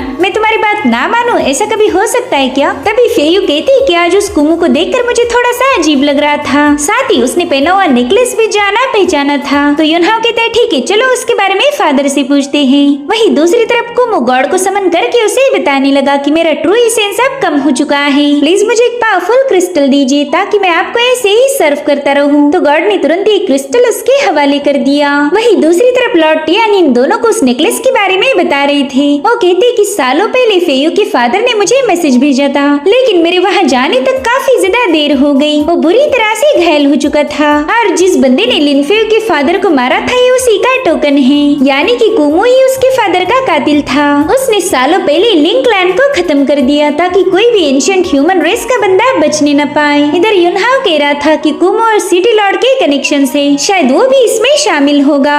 तो लॉर्ड टियान बताने लगे कि वो बंदा कुमो हुआ है स्टेज के पिक पर पहुंच चुका है और उसका हमारे यहाँ पर अचानक से हुआ विजिट थोड़ा अजीब था। मेरे ख्याल से उसे कुछ तो पता चल गया होगा। अब हमें ज्यादा केयरफुल रहने की जरूरत है। वहीं दूसरी तरफ हाईशंग सिटी लॉर्ड के सामने रो रो के उसे युनफेंग को बचाने की रिक्वेस्ट कर रहा था। साथ ही साथ सिटी लॉर्ड का बेटा जियांग चुआन भी अपने बाप से कहने लगा कि युनहाओ की मार्शल वेन्स ओपन होते ही उसकी कल्टीवेशन काफी स्पीड से बढ़ चुकी है। अब हम उसके सेक्ट पर आसानी से कब्जा नहीं कर सकते। और हाँ, हमें ये भी पता चला कि लिन फेयू एंशिएंट ह्यूमन क्लैन के डिसेंडेंट है। जो सुनते ही सिटी लॉर्ड बताने लगा कि डिवाइन रेस के गॉड्स को एंशिएंट ह्यूमन रेस के ब्लड की जरूरत है। अगर हमने उस बंदी को सैक्रिफाइस किया तो हमें गॉड की तरफ से ऐसी पावर हासिल होगी जिसका कोई मुकाबला नहीं। खैर चलो, अब इस प्लान को इनिशिएट करने के लिए हमें उस लिन फेयू के साथ साथ और भी लोगों को लाइफ एंड डेथ टूम में ले जाना होगा ताकि हमारा ये रिचुअल पूरा हो जाए। इसलिए तुम लोग पूरे टाउन में झूठी खबर फैला दो कि वहाँ एक अनोखी ट्रेजर ने जन्म लिया है ताकि उन लोगों के दिल में लालच पैदा हो। साथ ही साथ उसने हाईशांग को एक रिकवरी क्रिस्टल भी दे दिया था जिसका यूज करके वो युनफेंग को हील कर पाएगा। वहीं पर कुमो उसे बताता है कि मैं खुद ही स्वॉर्ड मार्शल सेक्ट में जाकर उस लिन फेयू को कैप्चर करूंगा। इधर युनहा अपनी मार्शल आर्ट की प्रैक्टिस में बिजी था कि तभी उससे मिलने के लिए डैन टावर का एल्डर जू पहुंच जाता है। लॉर्ड टियान कह रही थी कि लड़के तुम मेरा मुंह क्या देख रहे हो, जल्दी से एल्डर जू के सामने अपना सिर झुकाओ। तो युनहा उसे ग्रीट करने लगा, मगर एल्डर जू कहते हैं ना फॉर्मेलिटीज की कोई जरूरत नहीं, वैसे मैं युनहाओ के साथ अकेले में कुछ बात करना चाहता हूँ। तो लॉर्ड टियान तुरंत ही वहाँ से चले गए। उनके वहाँ से जाते एल्डर जू उसे ग्रीट करते हुए कह रहा था कि यंग मास्टर प्लीज माफ करना, तुम्हारे फादर के सामने मैं तुम्हें ग्रीट नहीं कर पाया। मैं हम दोनों के कनेक्शन को प्राइवेट रखना चाहता हूँ। जिसके बाद वो खुश होकर कहने लगा कि तुमने बताया हुआ एलिक्सर कंज्यूम करने के बाद मेरी एनर्जी काफी ज्यादा इम्प्रूव हो गई। जिस पर युनहाओ कहने लगा कि बस 1 महीना उसे कंज्यूम करो और तुम्हारी सारी मेरिडियन अनब्लॉक हो जाएगी। जिसके बाद एल्डर जू युनहाओ को एक स्पेस रिंग दे देता है जिसमें उसने युनहाओ के लिए तरह तरह की रेयर एलिक्सर स्टोर किए थे। युनहाओ सोचता है कि इन सारे हर्ब्स को रिफाइन करके मैं हुनहा स्टेज पर पहुंच जाऊंगा, फिर तो मैं उस कुमो का मुकाबला आसानी से कर सकता हूँ। लेकिन मेरी हेवन सोर्ड को रिफोर्ज करने के लिए मुझे जल्द से जल्द मिस्टिक इनेट फायर ढूंढनी होगी, इसलिए ये काम वो एल्डर जू को सौंप देता है। युनहाओ को पता था कि लिन फेयू उस कुमो का अगला टारगेट होगी, तो डिसाइड करता है कि इन स्पिरिचुअल हर्ब के साथ वो बीस्ट कोर का भी यूज करेगा ताकि उसकी स्ट्रेंथ में काफी हद तक इजाफा हो जाए। तो सीधा जंगल में जाकर एक स्पिरिचुअल बीस्ट का मुकाबला करने लगा। अब जैसे उस बीस्ट ने युनहाओ पर जंप लगाई, वो अपनी सोर्ड निकाल कर एक ही स्लैश में उसे खत्म कर देता है। साथ ही साथ उसने उस बीस्ट की कोर भी बाहर निकाल ली। अब इस कोर और हर्ब्स को रिफाइन करने के बाद वो आसानी से हुआ स्टेज पर पहुंच जाएगा। तो काफी देर तक कल्टीवेट करते हुए फाइनली उस कोर को एब्जॉर्ब कर लेता है। तब तक वहाँ पर कुछ बंदे पहुंच गए। उनके वहाँ आते ही युनहाओ समझ गया था कि उसे मारने आए हैं, तो उसने तुरंत ही उनकी धुलाई करना शुरू कर दी। थोड़ी देर में वो सभी लोग घायल हो चुके थे और उसी वक्त उनका लीडर यानी कि जियांग चुआन वहाँ पहुँच गया। उसने वहाँ आते ही युनहाओ के साथ फाइट करना शुरू कर दी थी। वो कहता है कि कुछ ही दिन मैंने तुम पर ध्यान नहीं दिया और देखो तुम कितने आगे चले गए। अगर तुम्हें रोका नहीं गया तो हमारी जियांग फैमिली की इस सिटी में कोई इज्जत नहीं करेगा। जिस पर युनहाओ कहने लगा कि तुम कभी इस सिटी के अच्छे लीडर साबित नहीं हो सकते, तुम तो एक तानाशाह हो और आज मैं हमारी लियोन सिटी को तुम्हारी इस कैद से आजाद कर दूंगा।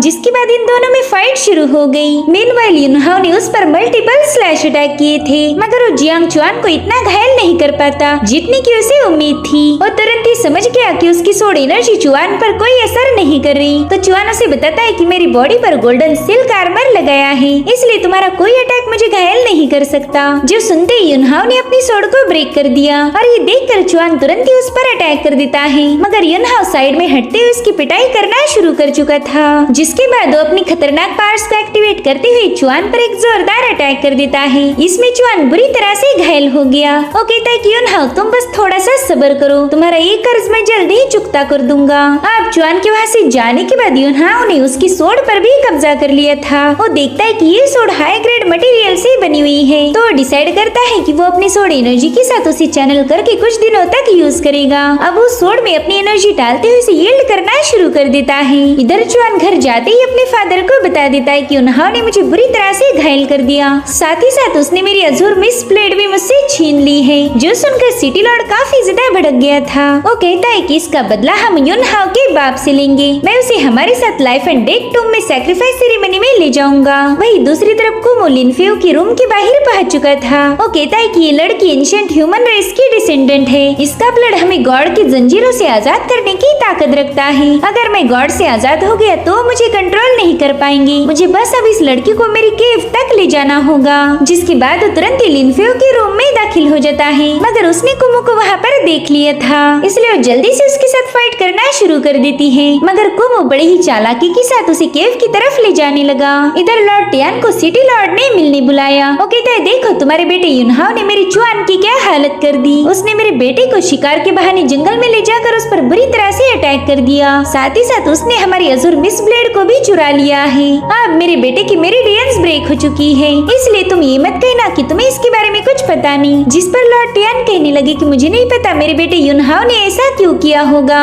जिस पर सिटी लॉर्ड कहता है कि तुम्हारा बेटा काफी ज्यादा चालाक है, उसने 20 स्कोर की लालच देकर मेरी चुआन पर हमला कर दिया। अब तुम ही बताओ कि उसे क्या पनिशमेंट देनी चाहिए। तो चुआन कहता है फादर उसे खत्म कर दीजिए। मगर सिटी लॉर्ड बहुत ज्यादा स्मार्ट है। वो लॉर्ड टियान से कहने लगा कि हम लाइफ एंड डेथ टूम को ओपन करने वाले हैं, तो मैं चाहता हूँ कि तुम भी इसमें मेरी मदद करो और फिर मैं ये सारा मामला यहीं पर खत्म कर दूंगा। तो लॉर्ड टियान भी ना चाहते हुए इसके लिए राजी हो गए। इधर युनहाओ ने पूरी रात मेहनत करने के बाद फाइनली उस स्वॉर्ड को यील्ड कर दिया। अब वो आसानी से कुमो का मुकाबला कर सकता था। वहीं दूसरी तरफ टाउन के सभी लोगों को उस ट्रेजर की झूठी खबर मिल गई, तो सभी लोग सिटी लॉर्ड से मिलने पहुंच जाते हैं, जहाँ पर उन सबको बता रहा था कि हमारे सिटी के सभी लोग एक लेवल पर जाकर अटक जाते हैं। हम में से किसी ने भी टियानशन स्टेज पर ब्रेक थ्रू नहीं किया, क्योंकि हमारे पास उतना ट्रू एसेंस नहीं है। लेकिन हाल ही में लाइफ एंड डेथ टूम में एक अनोखा ट्रेजर अपीयर हुआ है, वो हमारी इस परेशानी को दूर कर देगा। मगर इसमें एक दिक्कत है, वो ट्रेजर नेचुरल एनर्जी से सील्ड है। तो मैंने एक एक्सपर्ट से इसके बारे में बात की और मुझे पता चला कि आज रात मिडनाइट को उस ट्रेजर का बैरियर कमजोर हो जाएगा, इसलिए मैंने तुम सभी लोगों को यहाँ बुलाया। मैं चाहता हूँ कि आप सभी लोग मिलकर उस बैरियर को हटाने में मेरी मदद करो।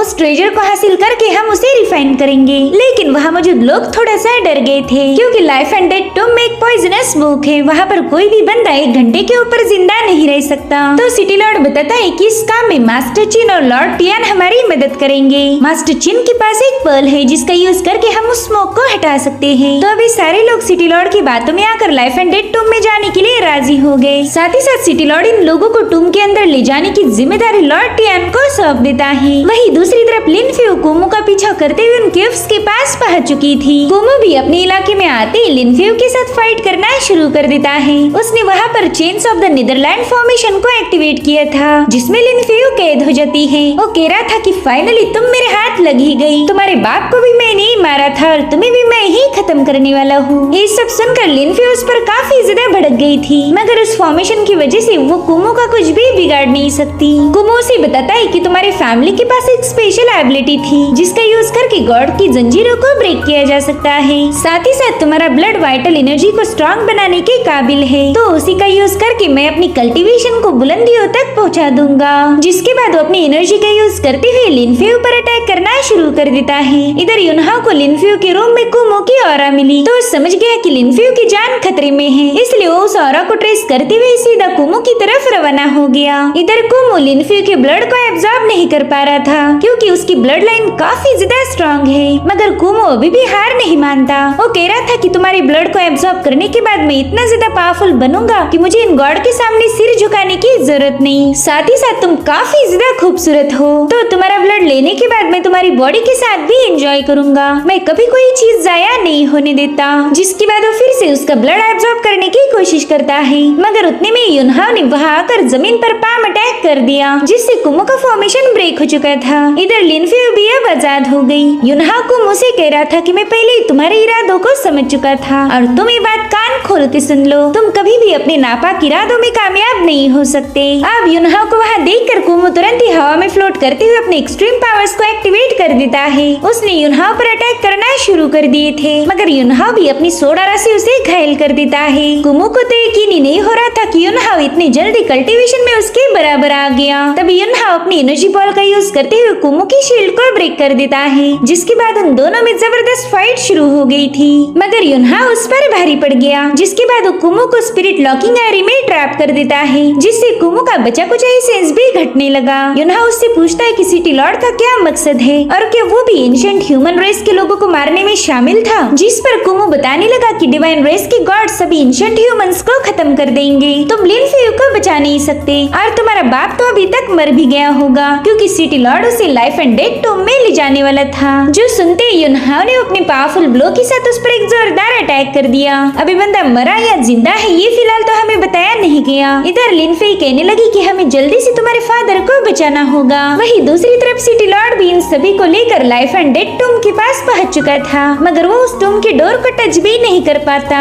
इसलिए वो लॉर्ड टियान को बताने लगा कि इस टूम का डोर एंशिएंट थंडर स्टोन से बना है, मैं अपनी पावर्स का यूज करके इसे खोल नहीं सकता, इसलिए तुम अपने आयरन ब्लड सोर्ड का यूज करते हुए इसे ओपन करने की कोशिश करो। तो लॉर्ड टियान तुरंत ही अपनी सोर्ड को समन करते हुए अपनी पावर का यूज करते हुए लाइफ एंड डेथ टूम के डोर को ओपन कर रहे थे। उनके आयरन ब्लड सोर्ड में ही ऐसी पावर थी जो कि इस डोर को ओपन कर पाए, और फिर उनकी सोर्ड के एक ही हिट में वो डोर जलकर राख हो गया, जो देखकर सिटी लॉर्ड काफी ज्यादा खुश हो जाता है। जिसके बाद इस सभी लोग उस अबैंडन टूम में एंटर करते हैं। वहाँ पर एक रेड कलर का पावरफुल बैरियर लगा हुआ था, तो सिटी लॉर्ड सबको बताने लगता है कि ये बैरियर 10,000 सालों से यहीं पर सेटअप है। आज हम सब मिलकर इस बैरियर को ब्रेक करके उस ट्रेजर को हासिल करेंगे। इस यूनिक ट्रेजर को हासिल करते ही हमारा ट्रू एसेंस रिस्टोर हो जाएगा और फाइनली हम लोग भी कल्टीवेशन में ब्रेक थ्रू कर पाएंगे। लेकिन इस बैरियर को ओपन करने के लिए हमें मिडनाइट होने तक रुकना पड़ेगा। बस एक बार चांद की रोशनी इस टूम पर पड़ जाए, फिर ये बैरियर अपने आप कमजोर हो जाएगा।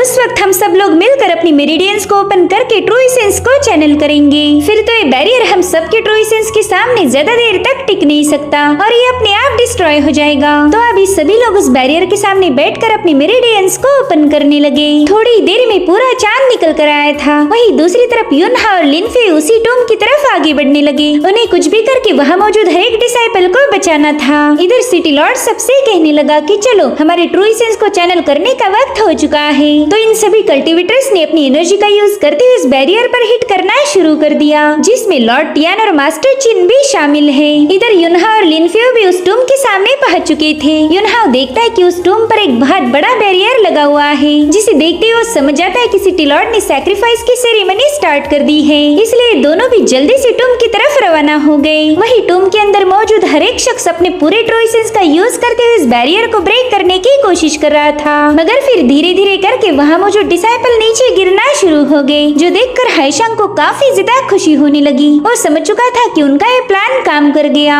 वहीं पर बाकी के डिसाइपल्स को भी तकलीफ होने लगी। वो कह रही थी कि ये बैरियर तो हमारे ट्रू एसेंस को एब्जॉर्ब कर रहा है और वो चाहकर भी उस फ्लो को रोक नहीं पा रहे थे। उतने में ही सिटी लॉर्ड और हाइशांग अपनी जगह से उठ गए। सिटी लॉर्ड तो जोर जोर से हंस रहा था। उसे अपनी इस कामयाबी पर काफी ज्यादा खुशी हो रही थी, क्योंकि वो गॉड के दिए हुए मिशन को पूरा कर पाया। वो गॉड से कह रहा था कि मुझे आपकी रिजरेक्शन का इंतजार है, प्लीज जल्दी से अवेकन हो जाए। इधर युनहाओ और लिनफेउ बड़ी ही तेजी से उस टूम में अंदर जाने लगे। इधर एल्डर चिन और लॉर्ड टियान अपने हाथ को पीछे खींचने की कोशिश कर रहे थे, मगर वो बैरियर किसी भी कीमत पर इन्हें छोड़ने के लिए तैयार नहीं था। वहाँ मौजूद हर एक कल्टीवेटर दर्द के मारे तड़प रहा था, और सबसे भयानक बात तो ये थी कि वो खुद को इससे आजाद भी नहीं कर सकते। वहीं पर सिटी लॉर्ड हंसते हुए इन लोगों का शुक्रिया अदा करने लगा। वो कह रहा था, अच्छा हुआ तुम लोगों ने अपनी एनर्जी मेरे हवाले कर दी, इसी से मेरे डिवाइन गॉड रिजरेक्ट होंगे और मुझे भी एक डिवाइन का खिताब मिलेगा। अब हम देख पाते हैं कि वहाँ मौजूद हर एक डिसाइपल की एनर्जी खत्म हो चुकी है, मगर इससे पहले कि लॉर्ड टियान और मास्टर चिन सिटी लॉर्ड का शिकार बने, उन दोनों ने भी खुद को आजाद कर लिया था।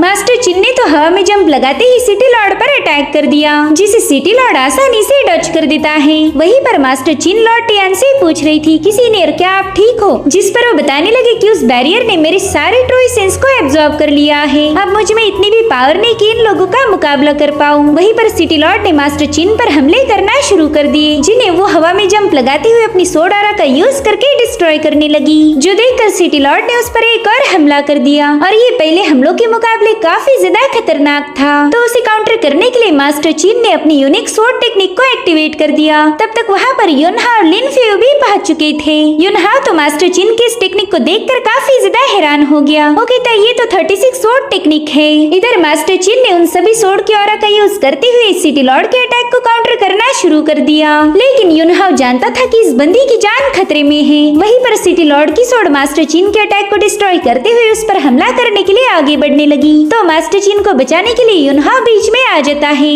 उसने जल्दी से अपनी पावरफुल एनर्जी का यूज करते हुए सोड पर एक जोरदार पंच हिट कर दिया, जिससे वहाँ पर पावरफुल स्पिरिचुअल एनर्जी रिलीज होते हुए मास्टर चिन नीचे गिर जाती है। अब युनहा और लिन फ्यू उन दोनों को संभालने लगे, क्योंकि उनकी एनर्जी पूरी तरह से ड्रेन आउट हो चुकी है। लॉर्ड टियान युनहा को बता रही थी कि सिटी लॉर्ड ने हम सबको धोखा दिया, जिस पर युनहा कहते हैं फादर आप उसकी बिल्कुल फिक्र मत कीजिए, उससे तो मैं निपट लूंगा। और अब वो दोनों सिटी लॉर्ड का मुकाबला करने के लिए आगे बढ़ने लगे। इधर सिटी लॉर्ड कह रहा था वाह बच्चों तुमने तो मुझे हैरान कर दिया, मुझे लगा था कि वो कुमो तुम्हें खत्म कर देगा, मगर तुमने उसे निपटा दिया। लेकिन अब इससे कोई फर्क नहीं पड़ता, भले ही तुम वहाँ से जिंदा वापिस आए, मगर यहाँ से जिंदा नहीं जा सकते। वैसे भी मैं खुद ही तुम दोनों को ढूंढ कर मारने वाला था, लेकिन तुम लोगों ने यहाँ आकर मेरा काम आसान कर दिया। उसकी बातें सुनकर युनहा उस पर काफी ज्यादा भड़क गया था। वो कहता है कि एक सिटी लॉर्ड हमेशा अपने लोगों को प्रोटेक्ट करता है, लेकिन तुम तो उन्हीं का काल बन गए। तुमने उन गॉड्स का साथ दिया है जो हमारी ह्यूमन रेस के खिलाफ है। तुम्हें तो खुद को सिटी लॉर्ड बोलने में भी शर्म आनी चाहिए। युनहा की बातें सुनकर सिटी लॉर्ड और जोर से हंसने लगा। वो कहने लगा कि तुम ह्यूमंस की औकात किसी कीड़े से कम नहीं, इसी वजह से मैं हमेशा से ये गॉड बनना चाहता था। मैं शुरू से ही गॉड को सर्व करता आया हूँ और हमेशा करता रहूंगा। गॉड्स की सेवा करने से मैं लाइफ एंड डेथ की शक्ल से आजाद हो जाऊंगा, और अगर बात तुम्हारी की जाए तो तुम कुत्ते जैसे मारे जाओगे। जो सुनकर लिन फ्यू उस पर भड़क गई। वो कह रही थी कि इतने साल तुमने हम सबको धोखा दिया। तो अब उसे और उकसाने के लिए सिटी लॉर्ड कहने लगा कि लिन फ्यू क्या तुम्हें पता है तुम्हारे फादर की मौत कैसे हुई थी? शायद तुम्हें पता ही नहीं कि तुम्हारे बाप ने कितनी पेन को सहन किया था। मैंने और कुमो ने मिलकर उसकी मेरिडियन को डिस्ट्रॉय कर दिया था, और फिर उसे इस तरह से घायल किया कि उसकी बॉडी में एंशिएंट ब्लड का एक कतरा भी नहीं बचा था। वो हमारे अटैक से बचने के लिए जमीन पर कीड़े जैसा रेंग रहा था, लेकिन हमने उस पर कोई रहम नहीं किया। ये सारी बातें सुनकर लिन फ्यू उस पर काफी ज्यादा भड़क गई थी। वो कह रही थी कि आज मैं तुझे खत्म कर दूंगी, जिसके बाद वो सीधा सिटी लॉर्ड पर अटैक करने के लिए आगे बढ़ती है। इधर हाईशांग सिटी लॉर्ड से कह रहा था कि आप बिल्कुल फिक्र मत करो, इस लड़की को तो मैं हैंडल करूंगा, जिसके चलते हाईशांग और लिन फ्यू के दरमियान बैटल शुरू हो गई। वहीं दूसरी तरफ सिटी लॉर्ड गॉड से कह रहा था कि प्लीज मुझे आपकी थोड़ी सी पावर दीजिए, ताकि मैं इन बाकी बचे हुए कीड़ों को मसल पाऊं। तो गॉड ने भी तुरंत ही उसकी रिक्वेस्ट एक्सेप्ट कर ली। तो अब युनहा सीधा जाकर सिटी लॉर्ड के साथ भिड़ जाता है। उन दोनों में जबरदस्त फाइट शुरू हो गई थी, मगर अब सिटी लॉर्ड पहले जैसा कमजोर नहीं, क्योंकि उसके पास गॉड की पावर थी और उसी का यूज करते हुए वो युनहा पर भारी पड़ जाता है। उसने युनहा पर एक जोरदार अटैक करते हुए उसे काफी पीछे ढकेल दिया, और अब वो युनहा को खत्म करने के लिए अपना फाइनल अटैक रिलीज करता है। मगर उसी वक्त एंशिएंट स्टोन बीच में आकर उसके अटैक को डिस्ट्रॉय कर देता है। थोड़ी देर में उस सारे एंशिएंट स्टोन युनहा को प्रोटेक्ट करने लगे। वहीं दूसरी तरफ लिन फ्यू बिग डिपर स्लैश टेक्निक को एक्टिवेट कर देती है, जिससे वहाँ पर एक फॉर्मेशन क्रिएट होकर हजारों सोड रिलीज होने लगी, और उसी में से कुछ सोड हाईशांग को घायल कर देती है। वहीं दूसरी तरफ युनहा भी सिटी लॉर्ड के अटैक की वजह से बुरी तरह से घायल हो चुका था। अगर वो स्टोन समय पर नहीं आते तो शायद सिटी लॉर्ड उसे मार देता। इधर हाईशांग सिटी लॉर्ड से कह रहा था कि प्लीज मेरी मदद कीजिए, उस लड़की ने मुझे बुरी तरह से घायल किया है। मगर सिटी लॉर्ड ठहरा एक नंबर का कमीना इंसान। वो कहता है हाईशांग तू पहले से ही यूजलेस था, लेकिन आज मैं तेरा ट्रू एसेंस जाया नहीं जाने दूंगा। और फिर वो हाईशांग का सारा एसेंस एब्जॉर्ब करते हुए उसे खत्म कर देता है। वेल इस बंदे हाईशांग ने हर बार सिटी लॉर्ड की मदद की थी, लेकिन समय आने पर सिटी लॉर्ड ने उसे ही खत्म कर दिया, जिससे हमें इस बंदे की औकात पता चलती है, ये किसी का सगा नहीं। वही दूसरी तरफ हम युनहा को देखते हैं, जो समझ चुका था कि अब उसे आर्कन क्रिएशन आर्ट ही बचा सकती है। इसी आर्ट का यूज करके वो लॉर्ड टियान को हरा सकता है, इसलिए युनहा जल्दी से आर्कन क्रिएशन आर्ट को एक्टिवेट करने लगा। साथ ही साथ उसे अपनी इंजुरीज को भी हील करना था। Guys arcane creation art ancient human race की टेक्निक थी, और सिर्फ यही एक टेक्निक है जिसे गॉड मैनिपुलेट नहीं कर सकते। अब युनहाओ को कल्टीवेट करता हुआ देखकर सिटी लॉर्ड काफी ज्यादा भड़क गया। वो कह रहा था कि तू एक मामूली सा ह्यूमन है, मगर फिर भी तूने गॉड्स के खिलाफ जाने की जुर्रत की। अब इसका अंजाम भी तुझे भुगतना होगा। जिसके बाद वो गॉड से रिक्वेस्ट करने लगा कि प्लीज मुझे आपकी थोड़ी सी पावर उधार दीजिए, मैं इन दोनों को आपके लिए सैक्रिफाइस करना चाहता हूँ। अब उन सेल्फिश गॉड को भी यही चाहिए था, इसलिए उन्होंने सिटी लॉर्ड की बॉडी में अपनी ढेर सारी पावर ऐड कर दी, जिससे अब वो और ज्यादा ताकतवर बन चुका था। गॉड पावर मिलने के बाद इन दोनों को खत्म करना सिटी लॉर्ड के लिए कुछ मुश्किल नहीं। वहीं पर लिन फे उस पर काफी ज्यादा भड़की हुई थी। वो कह रही थी कि मेरे फादर ने तुम्हारा कुछ भी बिगाड़ा नहीं था, सिर्फ उनके एंशिएंट ब्लड की वजह से तुमने उन्हें मार दिया, इसलिए आज मैं तुझे खत्म करते हुए अपने फादर का रिवेंज लूंगी। जिसके बाद लिन फ्यू बड़ी तेजी से उसकी तरफ आगे बढ़ने लगी। इधर सिटी लॉर्ड ने अपनी एनर्जी को रिलीज कर दिया था, जिससे लाइफ एंड डेथ टूम में एक जोरदार ब्लास्ट हो जाता है। जिसके बाद वो भी लिन फ्यू पर अटैक करने के लिए आगे बढ़ने लगा। वो लिन फ्यू से कह रहा था कि तुझे भी उस दिन तेरे बाप के साथ मार देना चाहिए था, लेकिन तेरी किस्मत अच्छी थी कि तू जिंदा बच गई, मगर आज मुझसे तुझे कोई भी बचा नहीं सकता। और अब लिन फ्यू और सिटी लॉर्ड के दरमियान एक जबरदस्त मुकाबला शुरू हो गया। लिन फ्यू सिटी लॉर्ड पर मल्टीपल अटैक करते हुए उसे पीछे ढकेलने लगी। जिसके बाद वो दोनों भी अपनी अपनी सोड एनर्जी को एक्टिवेट करते हुए एक दूसरे पर अटैक कर देते हैं। सिटी लॉर्ड का मुकाबला कर रही थी। वहीं दूसरी तरफ युनहाओ अपनी पावर्स को बढ़ाने के लिए बचे हुए हाई ग्रेड हर्ब्स को रिफाइन करने लगा। अगर उसकी पावर बढ़ गई तो एक नई टेक्निक को मास्टर कर सकता है, और फिर तो सिटी लॉर्ड को हराना ज्यादा मुश्किल नहीं होगा। इसलिए वो अपना पूरा ध्यान रिफाइनिंग और उस सीक्रेट टेक्निक को सीखने में लगा देता है। इधर लिन फ्यू अपनी पूरी ताकत लगाती हुई सिटी लॉर्ड का सामना कर रही थी, मगर सिटी लॉर्ड पर उसकी पावर्स का कोई असर नहीं हो रहा था। वो कहता है लिन फ्यू जल्दी से मेरे सामने सरेंडर करो और मैं कोशिश करूंगा कि तुम्हें एक आसान सी मौत दूं। इधर लिन फ्यू पीछे हटते हुए दोबारा से जाकर अपनी सोड पर एक जोरदार लात मार देती है, जिससे सिटी लॉर्ड का अटैक डिस्ट्रॉय होकर वो काफी पीछे पुश हो गया। मगर समय मिलते ही वो लिन फ्यू पर एक जोरदार हमला कर देता है। उसकी एनर्जी को काउंटर करने का लिन फ्यू के पास वक्त ही नहीं बचा था, जिसके चलते वो सिटी लॉर्ड की पावर्स के चपेट में आकर नीचे गिर रही थी। इधर युनहाओ अपनी सारी पावर का यूज करते हुए अजूर ड्रैगन रातफुल टाइड को मास्टर करने की कोशिश कर रहा था, और अपने काफी सारे एफर्ट्स लगाने के बाद फाइनली युनहाओ ने इस टेक्निक को मास्टर कर दिया। इधर लिन फ्यू सिटी लॉर्ड के अटैक से बुरी तरह से घायल होकर जमीन पर पटक चुकी थी। तब तक युनहाओ उसके पास आ जाता है।